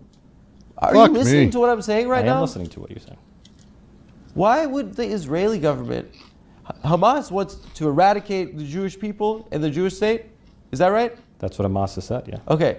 Then why would they directly give Hamas money, literally bags of cash in suitcases through the Qataris, nearly, I think, over $1 billion in cash during this last 17 years? That's a fair point. It's a great question. If one of those kids at Columbia wrote a $5 check to Hamas, you'd say send them to Gitmo for being a terrorist. It's a fair point. Does that make Benjamin Netanyahu a terrorist? He's supporting terror. The United States, it seems to me, the United States and Israel could have shut off the spigot and did not do so. I don't know why, but that was a failure. We know why. Question. I think Just so you know, the reason you do that is the same reason, and by the way, it was done by the same people who put Donald Trump in power. The Clintons, the Obamas, the neoliberal estate approved this and worked with this. George Bush did this, Clinton did this. Now, the reason they did it is because you want to do what's called Pied Pipering. If you can find someone who is actually a really good community activist and actually able to get people rising and doing stuff, that's bad. That's bad because, you see, you don't want people inside of Gaza or the West Bank coalescing into a real political movement that you have to deal with. You want someone who is going to be consistently the enemy, but never gain enough of a coalition of support. And that's the thing they don't want to talk about. The reason they did it, and they talk about it privately but not publicly, is they know Hamas doesn't have a plurality of support inside of Gaza. In fact, they're kind of hated. They had a plurality in a single set of votes. It's a complicated sort of thing. Again, Israel is the one who wouldn't let them have votes until Hamas was going to be the winner. So good job. But you want a Pied Piper, because if you can put Hamas in a position where they're consistently in enough power to keep everyone else in a disarray in difficult places, you can control Gaza and the West Bank. This is the theory. The enemy we know. This is why we put the Taliban in charge of Afghanistan. This is why we worked with the Mujahideen to keep Russia out of Afghanistan. This is how we put Saddam Hussein and kept him in power in Iraq. Controlled opposition, correct. But it's controlled opposition that can stay in just enough power to keep things at a lower level. This is what Hillary Clinton literally did with Donald Trump. We have the memos, we know. And she talked about it as such, that Donald Trump, the Democrats were like, he's easily the shittiest candidate. We need to do all we can to feature him more, put him as center, and get him to destroy the Republicans because he'll be so easy to beat. And it turns out that it worked just as well. I think that what I see is the reason why our government provides $25 billion to something that looks this horrific to people, I think is the same reason. I think it makes it look like that the Jews control the government, but really what it is the more boring answer. It's the reason why the government and you guys don't get shit done. It's the reason why Sandy Hook could happen. You guys can't do gun reform. It's because why can't we do gun reform? Because special interest groups can buy influence in our government. Well, which political party is against gun reform? The NRA has a power. It's the Republican Party. We allow our government to be flooded with cash and money. And what's scary to me is that it looks that people are starting to question the Holocaust ever happening. How could Jews, maybe they invented the Holocaust? You're blaming Israel for Holocaust denial? Mm-hmm. I'm blaming our government for supporting a genocide. I can't imagine how you wouldn't blame Israel. Right now there's a genocide happening. All the ways that Israel is saying that there isn't is how the Holocaust deniers are denying. They use the same playbook. Those aren't starving children. Those are photos from somewhere else. Like literal, it's Holocaust denial. The words aren't even different. But at one point, I heard a joke about how they're. I don't think it was a joke. I heard it, and I thought it was a joke. Someone talking about how clearly the Gazans and the concentration camp that they're in, but it has pools. And I went, I've heard that one. I've heard that one on a message board a while ago about Auschwitz and Birkenau, that there were pools. This is not a good response. I'm like, what? Have you never heard Holocaust denial? Like, hearing Israel parrot Holocaust denial stuff about Gaza is one of the more surreal things I've ever seen in my life. Yeah, they just did those kids aren't starving. They just have deformities. It's like, that's what Germany said. That's what the Nazis said in the Nuremberg trial. Like, if I ever said something that was in contextual and word relation with something that was said by Himmler, I would take a second. Zionists have always been pro-Nazi. I don't know what the confusion is. Yes, Shakespeare, but I'm making a point. Good. Do you remember Herzl did say the line that he would rather have, if he could save all of the children all the children of the Holocaust, all the Jewish children of Europe by having them go to America, or save only half of them and have them go to Israel, he would choose Israel and half of the Jewish children of Europe dying. It's a founder. It's a good dude. Good dude. This is Israel. Israel's founded on that line. I think that's all you need to know. Yeah. But it is unfathomable in my heart, and it breaks my heart that we could be capable of it. I think we should move on. Why is that? We just fundamentally disagree. So It was Ben Gurion. Who cares? Fuck them all. Zionists suck. I don't think that. I think I'm talking to you like about where I come from, and that it feels different, and maybe I have a different perspective. you have a different perspective.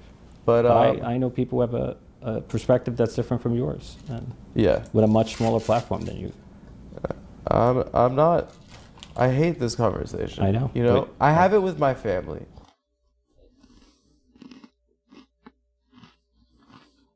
Perspective that's different from yours, and Yeah. with a much smaller platform than you.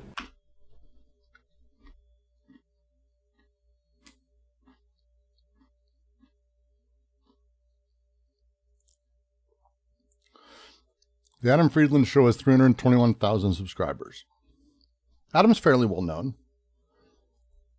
Is he saying Zionists don't have the power of Adam Friedland?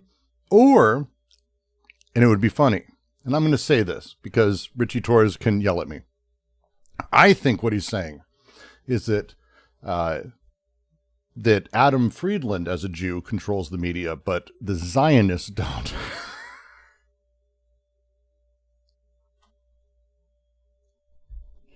It's like the most anti-Semitic way I could think of anything to say. They have a smaller platform. They're Zionists. They have more money than God. I don't know, Adam. You're Jewish and you control the media. Zionists don't have the power that you have. I'd love that. Holy shit. I'd love that moment if he said something, because this is an empty-souled husk of a human being at this point. But Jesus Christ. I think we have different perspectives as a fun out. Because, yes, because yes, you have different perspectives.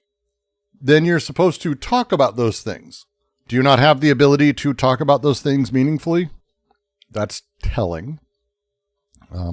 Yeah, I have a different perspective from Hitler, but I don't think we write those differences off as opinions all the time. Yeah, exactly, Fluffy. This is wild. This is a congressman. Can you imagine? And again, I love Adam. If you're in Congress, I expect you to do better against YouTube comedian. I expect better than this, whatever this emptiness is. I'm not. I hate this conversation. I know. You know, I have it with my family. You know, it's not something, and I love my family. If it were up to me, we would not be having this because we're speaking a foreign language. My family grew up in South Africa, right? We were like Jews from Eastern Europe that literally we thought we were going to Ellis Island. Mm-hmm.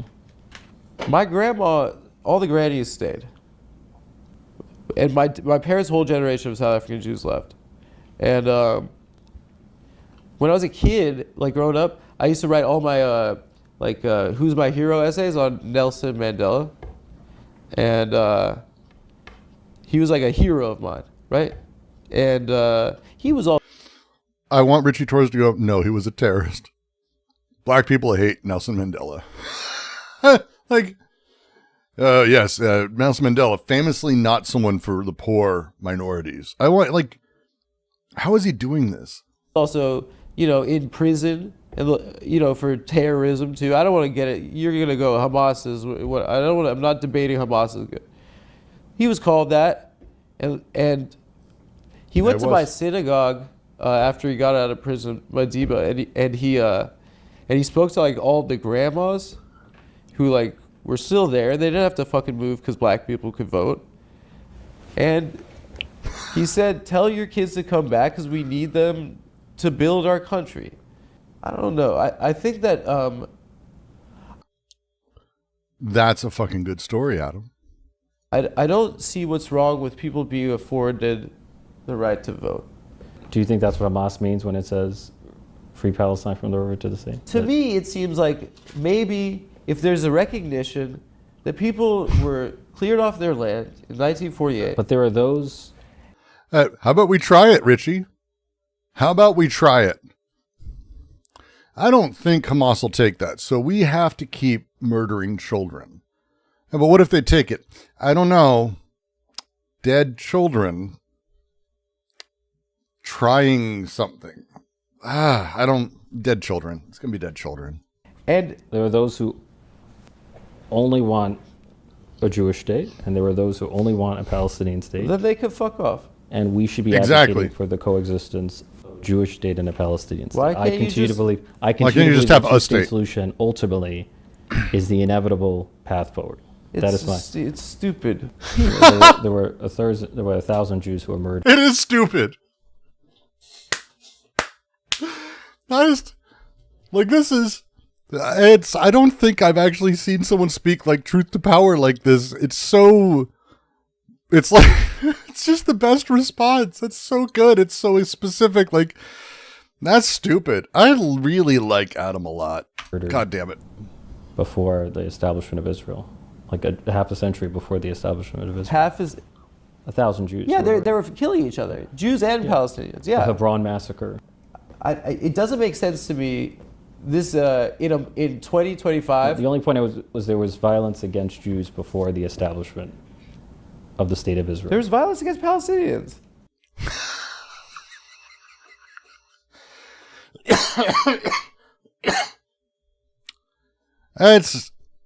He's just great. And there was an ethnic cleansing in 1948. I mean, the Hebron massacre. What are you talking about right now? You're in the government? Listen, I didn't want to argue. Wait, I'm sorry, you're not familiar with the Hebron massacre in 1929? Wait, you're saying that justifies an entire ethnic cleansing in 1948? Israel was Whoa, this isn't even a good argument. Hold on. Israel. What are you talking about? I didn't realize we were debating. I don't want to. Oh, I feel like a fucking child, just so excited. That's fantastic. That made my fucking day. It was so good. Like, his response, like, what? That's fucking amazing. Hebron massacre. It doesn't make sense to me. This in 2025. The only point was there was violence against Jews before the establishment of the state of Israel. There was violence against Palestinians. And there was an ethnic cleansing in 1948. I mean, the Hebron massacre. What are you talking about right now?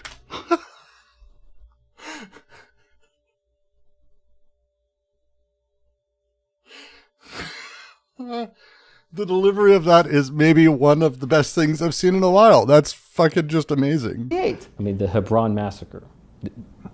What are you talking about right now? You're in the government?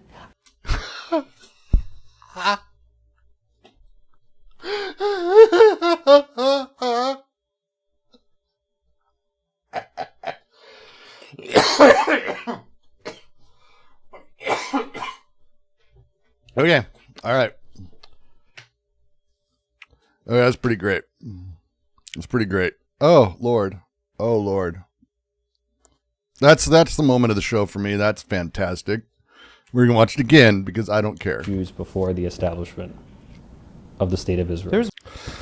Hello, Paul. We are watching Adam Friedland, comedian, political comedian, less so, sarcastic, ironic figure from Cumtown, interview a fairly respected Zionist congressman out of New York who absolutely is just like fucking fuck the Palestinians, and it's crazy. There was violence against Jews before the establishment of the state of Israel. There was violence against Palestinians. And there was an ethnic cleansing in 1948. I mean, the Hebron massacre. What are you talking about right now? You're in the government? And listen, I didn't want to argue. Wait, I'm sorry, you're not familiar with the Hebron massacre? See, and then he leans in, he's like, you're not familiar with it? It's like, what?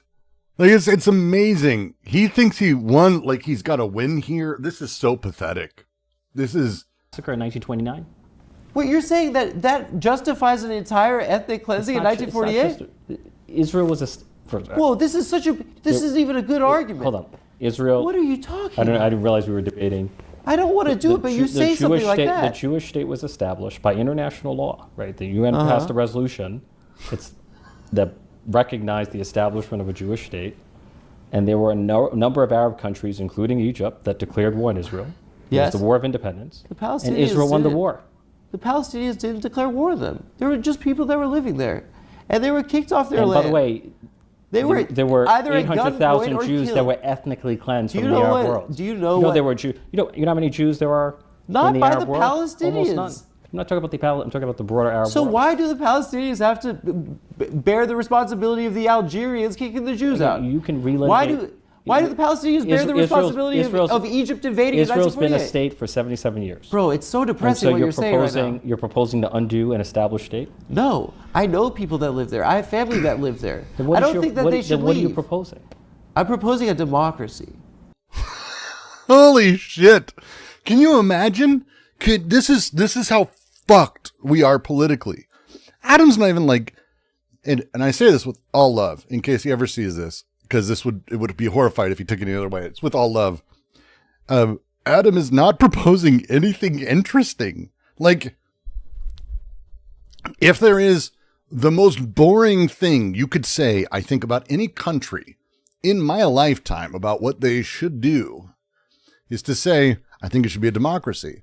It's like the most blah, beige, paste nothing filler, like Taco Bell meat filler of political ideas that you could have. I'm just saying that people should have the general equal right to vote.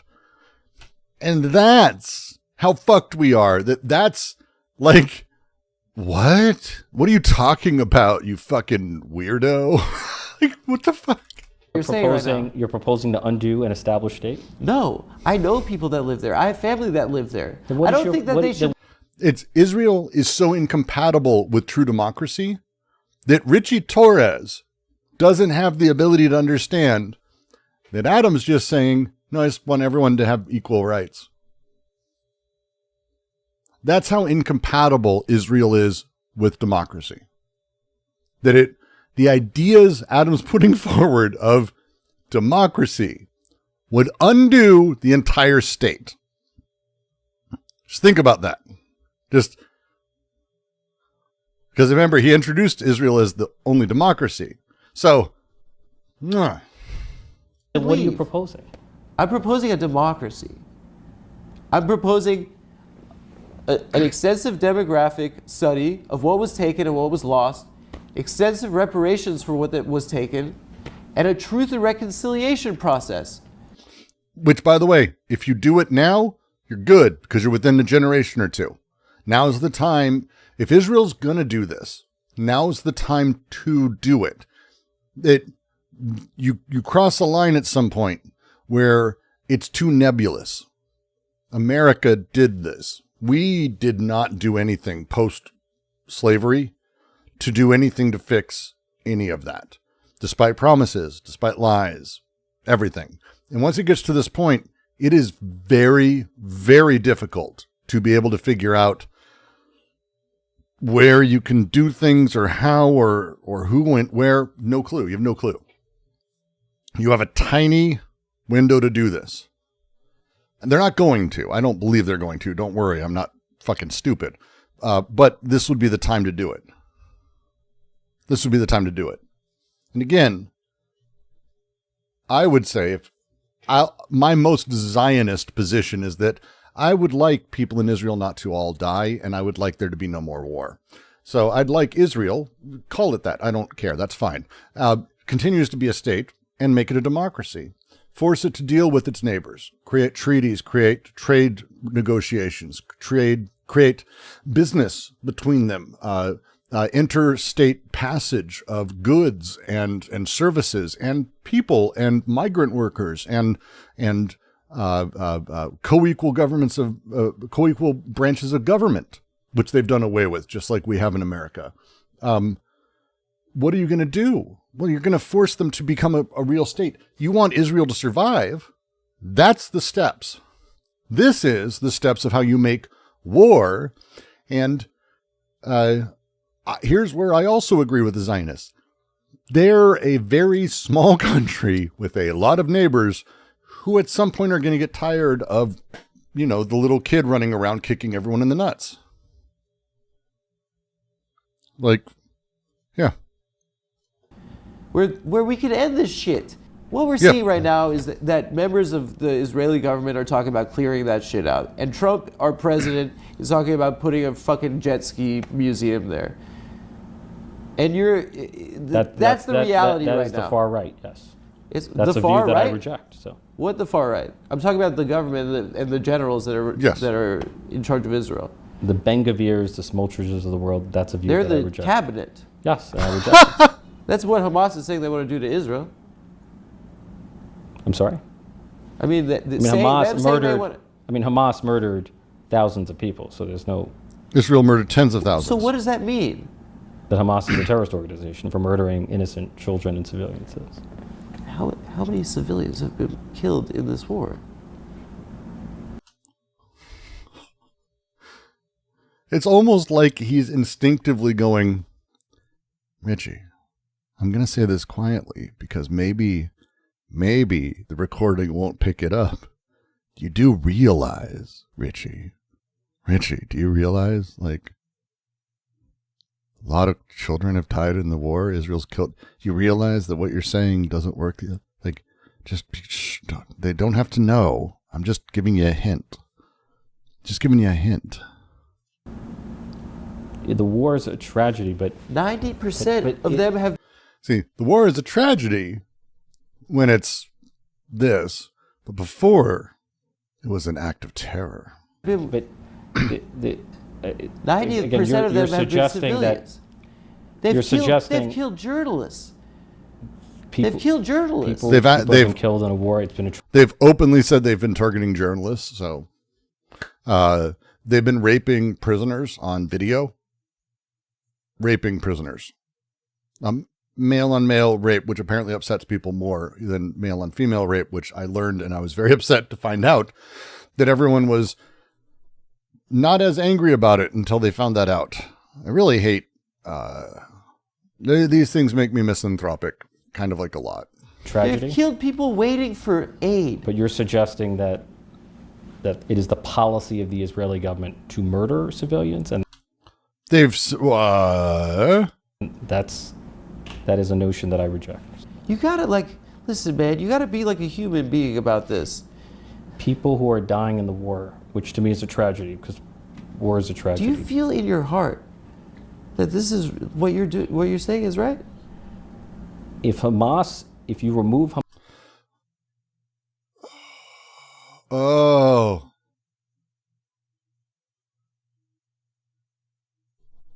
Oh, God.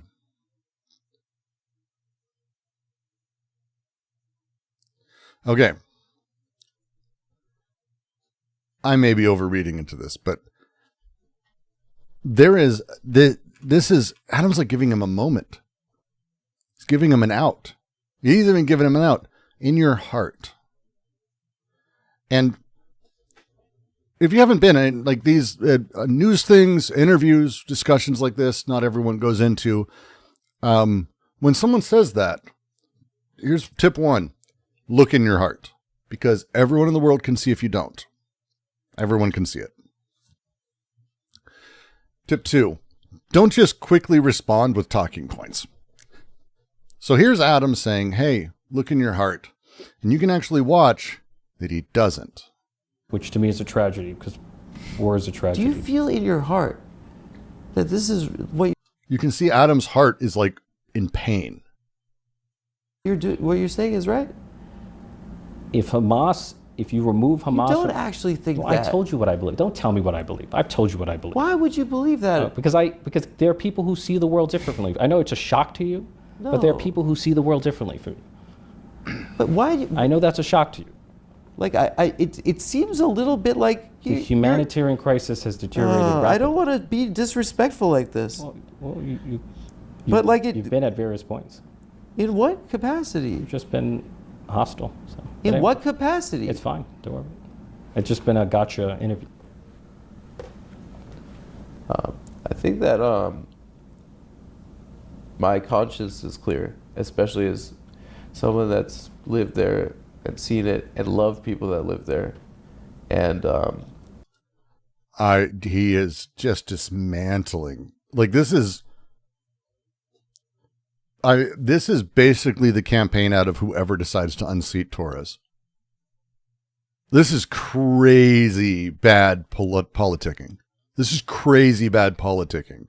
Like from a purely cynical angle, he is insane and bad at this. Like just, I'm trying to think through at any point why he doesn't just get up or start showing a more compassionate side and talk about it. Why can't he bullshit even slightly? This is fucking wild.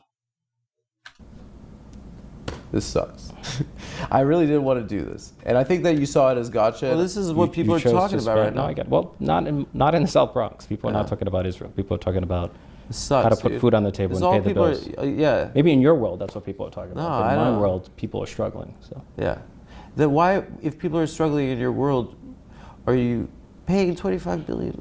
we have a $7 trillion budget in the federal government. Yeah. Right, less than. So it's not less that much than- money? Less than 1%. So it's a goes little to money went Israel. to Israel. In the grand scheme of the federal budget, yes, it's minuscule. I'm sorry, dude. You're bummed. Your consultants told you not to do it? I like this guy a lot too. That's the first genuine moment he's shown the entire time. I appreciate that. But when you see it, this is the problem. If you're going to be a politician, you can't have a genuine moment because it gives lie to the rest. Right? It gives lie to the rest. It's really incredible. It gives lie to everything else. Because the moment you show that the smile you've been using is not your real smile, your eyes light up differently because you're excited or responding to something that's a little bit more positive, it gives lie to everything else. And you can see it right here. This is it's crazy when that happens. Fuck. This is like the worst showing of a politician I've seen in a while. And kind of the guy I used to listen to talk about Steven Seagal movies is the one who, it's one of my favorite Cumtown bits ever. I don't care. It's the best Cumtown bit. Fuck. This is fucking crazy. This is crazy. You're bummed. Your consultants told you not to do it? Right there. That's a genuine smile and laugh. That's him betraying himself. That's him betraying himself. That's really wild. I like this guy a lot too. If he can't, like, again, he's a shit politician for not being able to go, like, Adam, I'm going to disagree. Like, again, I think he's a soulless hack, but that's a given. I thought that beforehand. I didn't know he was a terrible politician. This is crazy. Adam's very disarming. He's very good at this, and I'm always fascinated as a question of, like, how much of it is intentional and how much of it is just because Adam is who he is and just kind of is just being himself. This came through a lot more authentic than I kind of was expecting from him, which is really interesting. I hate this. This is so embarrassing. There it goes back. Fuck, he knew he fucked up. I like this guy a lot too. I hate this. This is so embarrassing. I don't have anything to hide. I'm willing to go anywhere. No, man. I'm sorry. I appreciate your time. Listen, Sure. having this opportunity for me is a big deal. I don't get to talk to someone in the government that's taking part in these big decisions like this, and Well, I'm only one of 535. So well, I'll talk to another one. Which one would like me? Virginia Fox? I don't know. Do you have her number? I don't have her number. No. All right. I appreciate it. I feel like you're mad at me or something. I got to get a big laugh? Jesus. Look, it's like Hyman Roth from The Godfather 2. He said, "This is the life we've chosen." So, I know what I signed up for. Is this what happens? This has been I've been doing a terrible job. I'm rambling about Israel and being a Jew and the Holocaust. Yeah. It's the most embarrassing stuff to talk about in public. I feel like every Jewish American should have a right to be who they are, to wear a kippah, to display a Star of David, to be proudly and visibly Jewish, without fear of harassment or intimidation or violence. Well, I mean, the freedom to be who we are is like fundamental for all of us. Well, I think that from where I'm sitting, Israel might be a threat to that. And you have that view, but others have a different view. He's taking his mic off. He's taking his mic off. I'm sweating. We can end the interview. The AC's off. I'm just trying to find a button to shake your hand, dude. I don't want to fucking do this. Dude, we could have talked about so much other shit. No, I think you had an agenda to speak about this. I didn't have an agenda. I really did. It's your number one topic. It's not my number one topic. It's just not. It is. It's not my number one topic. It is. It's not what my I saw. Well, then I'm happy I was not elected on Israel. You don't get elected in the South Bronx and the I'm Northeast not Bronx. trying to make you feel bad or. Wow. Whew. No, but I just don't think you know what you're talking about. Fucking just. Oh.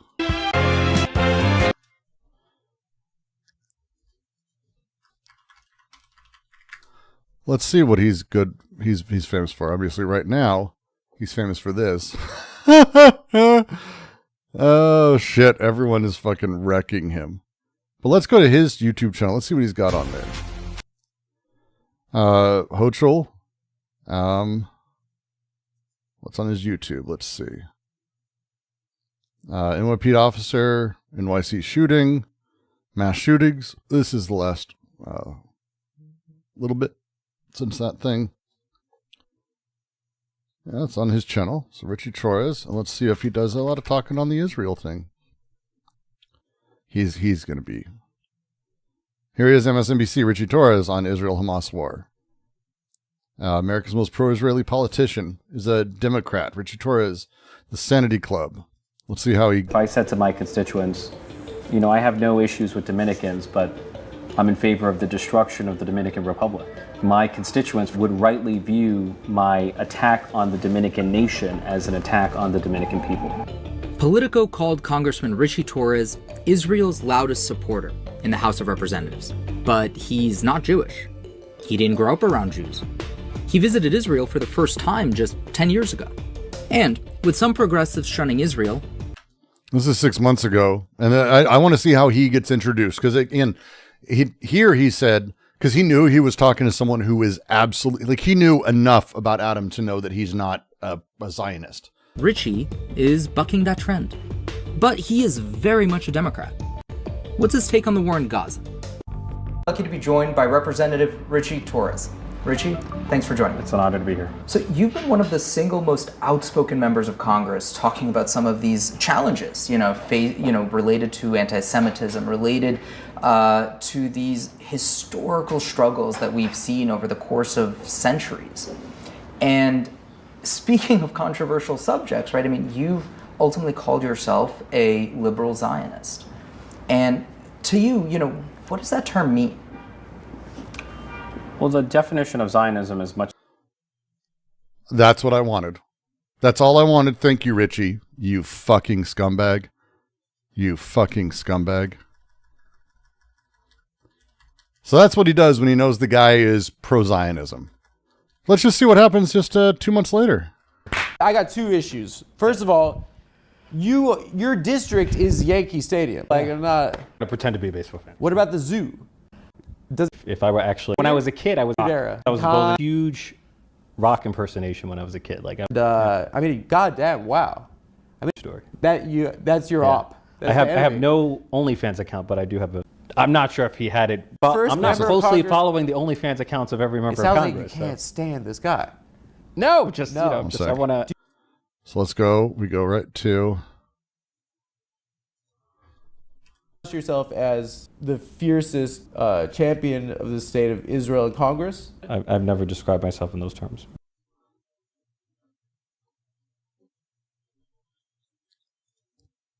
What does that term mean, a liberal Zionist? Controversial subjects, right? I mean, you've ultimately called yourself a liberal Zionist.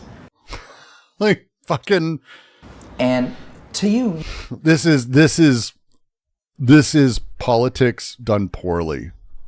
It's really embarrassing. What an embarrassing fucking human being. Like, across the board. God damn it. God damn it. Just, dude, just god damn it. That's so fucking embarrassing, man. So fucking embarrassing.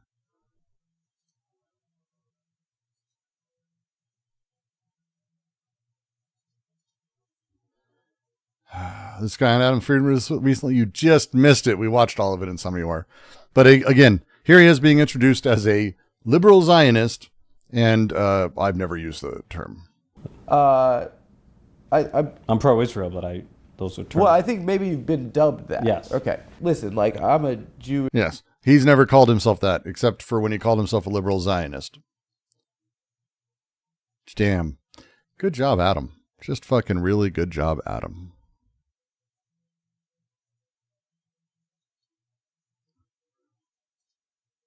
Just goddamn it. Good job, Adam. It's just really wild.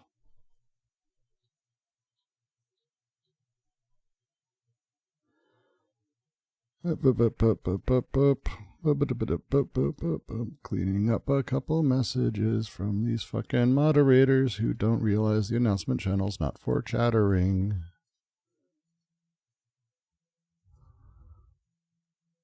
Let's see. What else we got?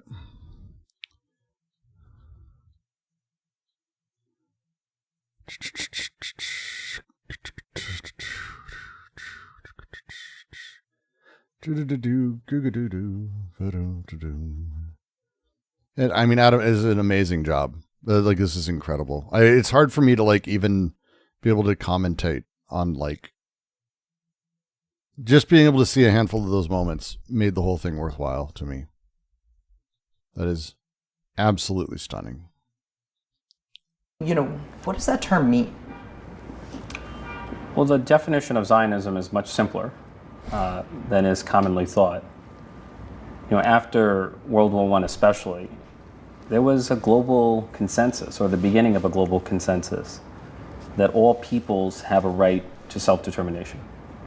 And Zionism at its core is simply Jewish self-determination. It's the right of the Jewish people to exercise self-determination in their ancestral homeland, the land of Israel. And what I have often found is that there is a double standard against Zionism, that the international community seems to believe that all peoples have a right to self-determination except the Jewish people. The United... There is not, it's amazing. Like, again, this is why I've always known he's a piece of shit. But again, Adam calling him out on these things, even as he did, it's just astonishing. He's such an empty suit. What a fucking loser. The United Nations embraces every form of nationalism except Jewish nationalism, which it famously denounced as a form of racism. And so the double standard against...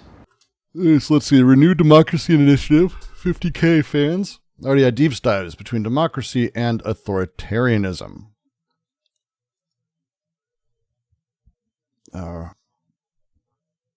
About us, our team, our values and mission. Impact report. New Democracy Initiative, Inc. Let's take a look real quick.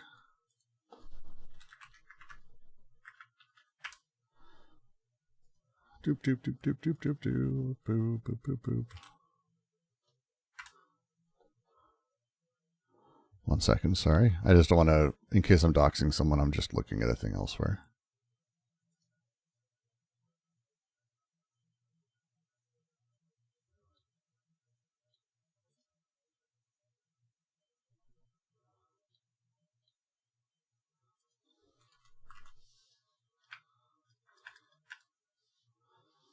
Well, that's interesting. Can't find them on Open Secrets. There it is. They're a lobbying firm. Let's see. Special interests lobbying activity. What are they doing? What are they set up as? No, I want only that year? That can't be right. That can't be right at all. New Democracy Initiative. Well, that can't be right. Sorry, just one second. I'm just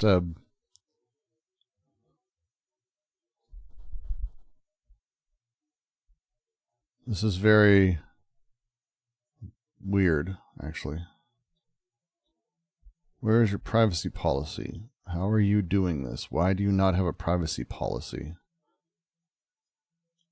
Nope. Where is your privacy policy?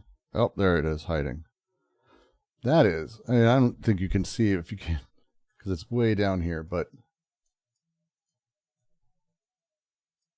if you ever want to find out like more about a group, you can always look for tiny black text next to this. Here's Renew Democracy Initiative. There's their privacy statement. Privacy statement is where they are legally obligated to place the actual name of their company and other elements and the legal sort of entities that are part of it. If you didn't know, it's a fun little trick you can use to sort of figure out who's actually doing things and how you're actually being affected by stuff. New York Corporation.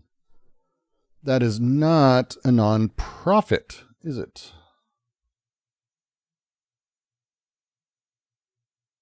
That is interesting. So rdi.org here is a website, practices for that. Party links, blah, blah.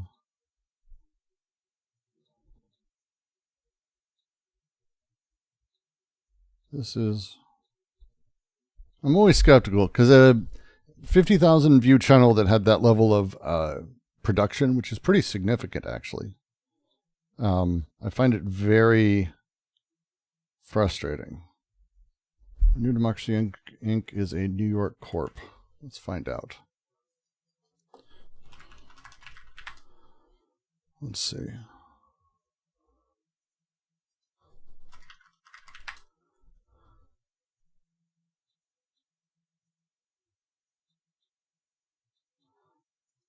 Because that's and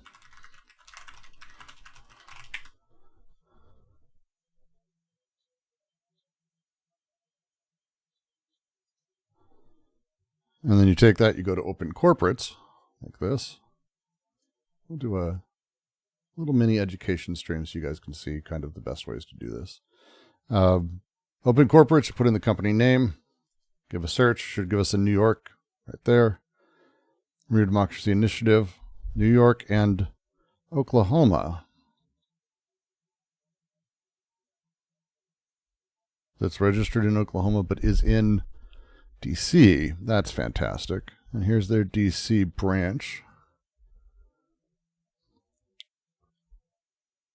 This is not a not-for-profit. This is a nonprofit, but they're registered. What the fuck? See, there's charitable. There's domestic. So who donates then? Because they don't have anything. Are they not a 501? What am I misreading? Am I misreading something? I feel very embarrassed right now. 501c3. It's a 501c3. So why does Open Secrets not have anything?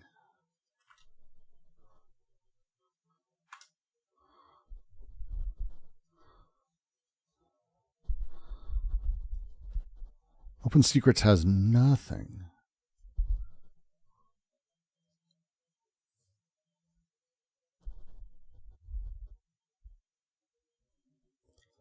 No politicians lobbying us. Nothing. Donors. Nothing. No news. That is the name of the nonprofit.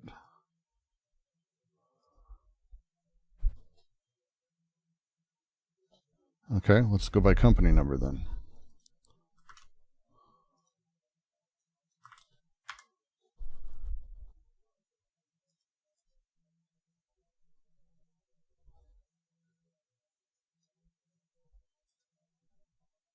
I'm going to be digging for a little bit on this one.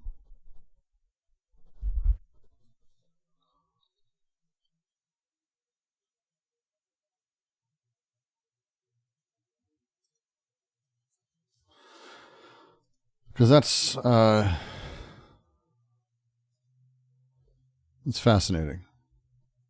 It's very fascinating, actually.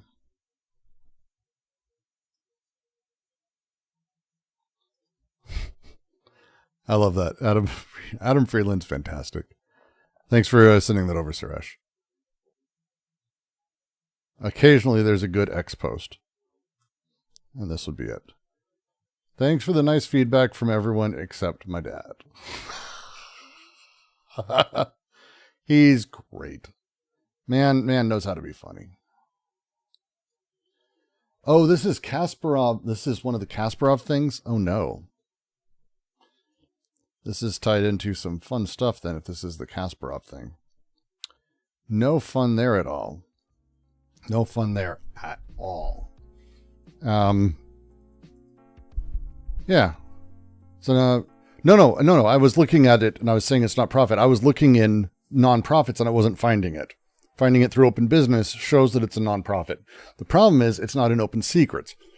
If a business is not in open secrets, it's not a political, they have every political org. Every org that donates or is part of the official 501c3 setup. And so, like, it ends up in this really weird, there are nonprofits that exist. Great.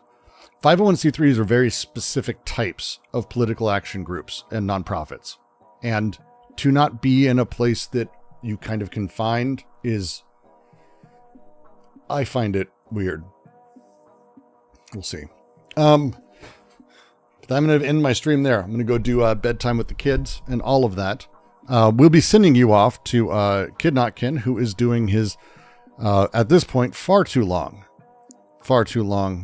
attempt at another one of these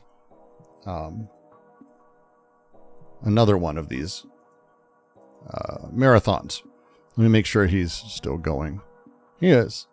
Donating money keeps it going. So go take care of Kid. And hey, take care of me. Give a like. Give a subscribe. To get me going. I'd love to be able to eventually yell at someone I don't like and have them in for an interview. Someday would be lovely. Otherwise, of course, Patreon. If you had a Patreon, toss $5. It's great. Wonderful. Other than that, Kasparov. Kasparov is the world chess champion. He's also extremely complex politically. Can I say that? He's complex politically. I think would be a very easy way to sort of put it. He's very complex politically. He doesn't do a lot of stuff in politics that doesn't have to do with some really weird stuff that I'm not really big fan of, to be frank. Some of the stuff he does is kind of, he's extremely anti-Russia. I get why. I'm not pro-Russia, but he's difficult. And he would advocate absolutely for the nuking of Russia. I think he has. So he's complicated. No, I don't know if it's the chess guy that catches people cheating. This is the former grandmaster, like very famous. Garry Kasparov had like video games named after him. Yeah, he always says that. We're going to do this, But he is, he's complicated. I'm just going to say he's complicated. Like, again, he's not wrong in a lot of stuff he says. He was one of the guys who went after Musk and claimed he's America's first Russian-style oligarch, which is, I mean, not true that he's the first, but a good thing. he's like an ultra lib, which puts him in a place where he sometimes says some very interesting stuff. He was deeply anti-Bernie because he's anti any government assistance. He's very, very free market, sort of.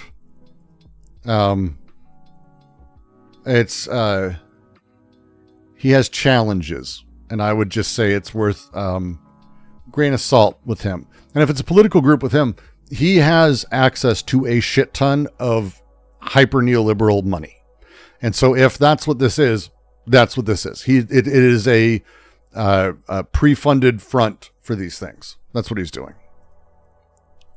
It's a pre-front. It's a Koch brothers, Ben Shapiro. They give a bunch of money and it makes it seem like it's big and supported, but it's not. It's just another one of these lib-right bullshit fucking things. Very frustrating. Very frustrating. So that's the thing to be aware of. Again, even liberals aren't wrong all the time. Trump's not wrong all the time. Like, people can be right. So it's not like they're always wrong. Don't just hate people, but be aware. There's a lot of bullshit that's coming out. And one of the things I'm starting to see a lot of people say is, there's news about the last few years, influencers, the Dems have finally started paying influencers to be super pro-Dem and not really comment on stuff. And everyone's like, finally, yeah, do what that. And it's like, but it's not good. It's fake. It's artificial and it's not good. So it's a challenge. And so be careful with all that stuff. It's tough. And serious, we'll have you on. We spent a little bit of time on it. We spent a little bit of time going deep into the complexities of an IP, because copyright isn't just copyright. There's parts of things, and it's worth going over. We didn't come to a conclusion. I got yelled at by a handful of people, and then we moved on. But we'll see. We'll see. Otherwise, I am going to send you off to Kid. Give love, give support. Join us this weekend. We're going to be going over and doing some really cool stuff, I think, with the No Elephants Project, which I need a new name for, which we'll be doing a thing for about that. But we got some projects coming I'm super excited about. So we'll see. But until then, I just want to say thank you all. It's always a highlight for me to do these. It's kind of fun to be able to talk about these things kind of constantly. And I'll see you all soon enough.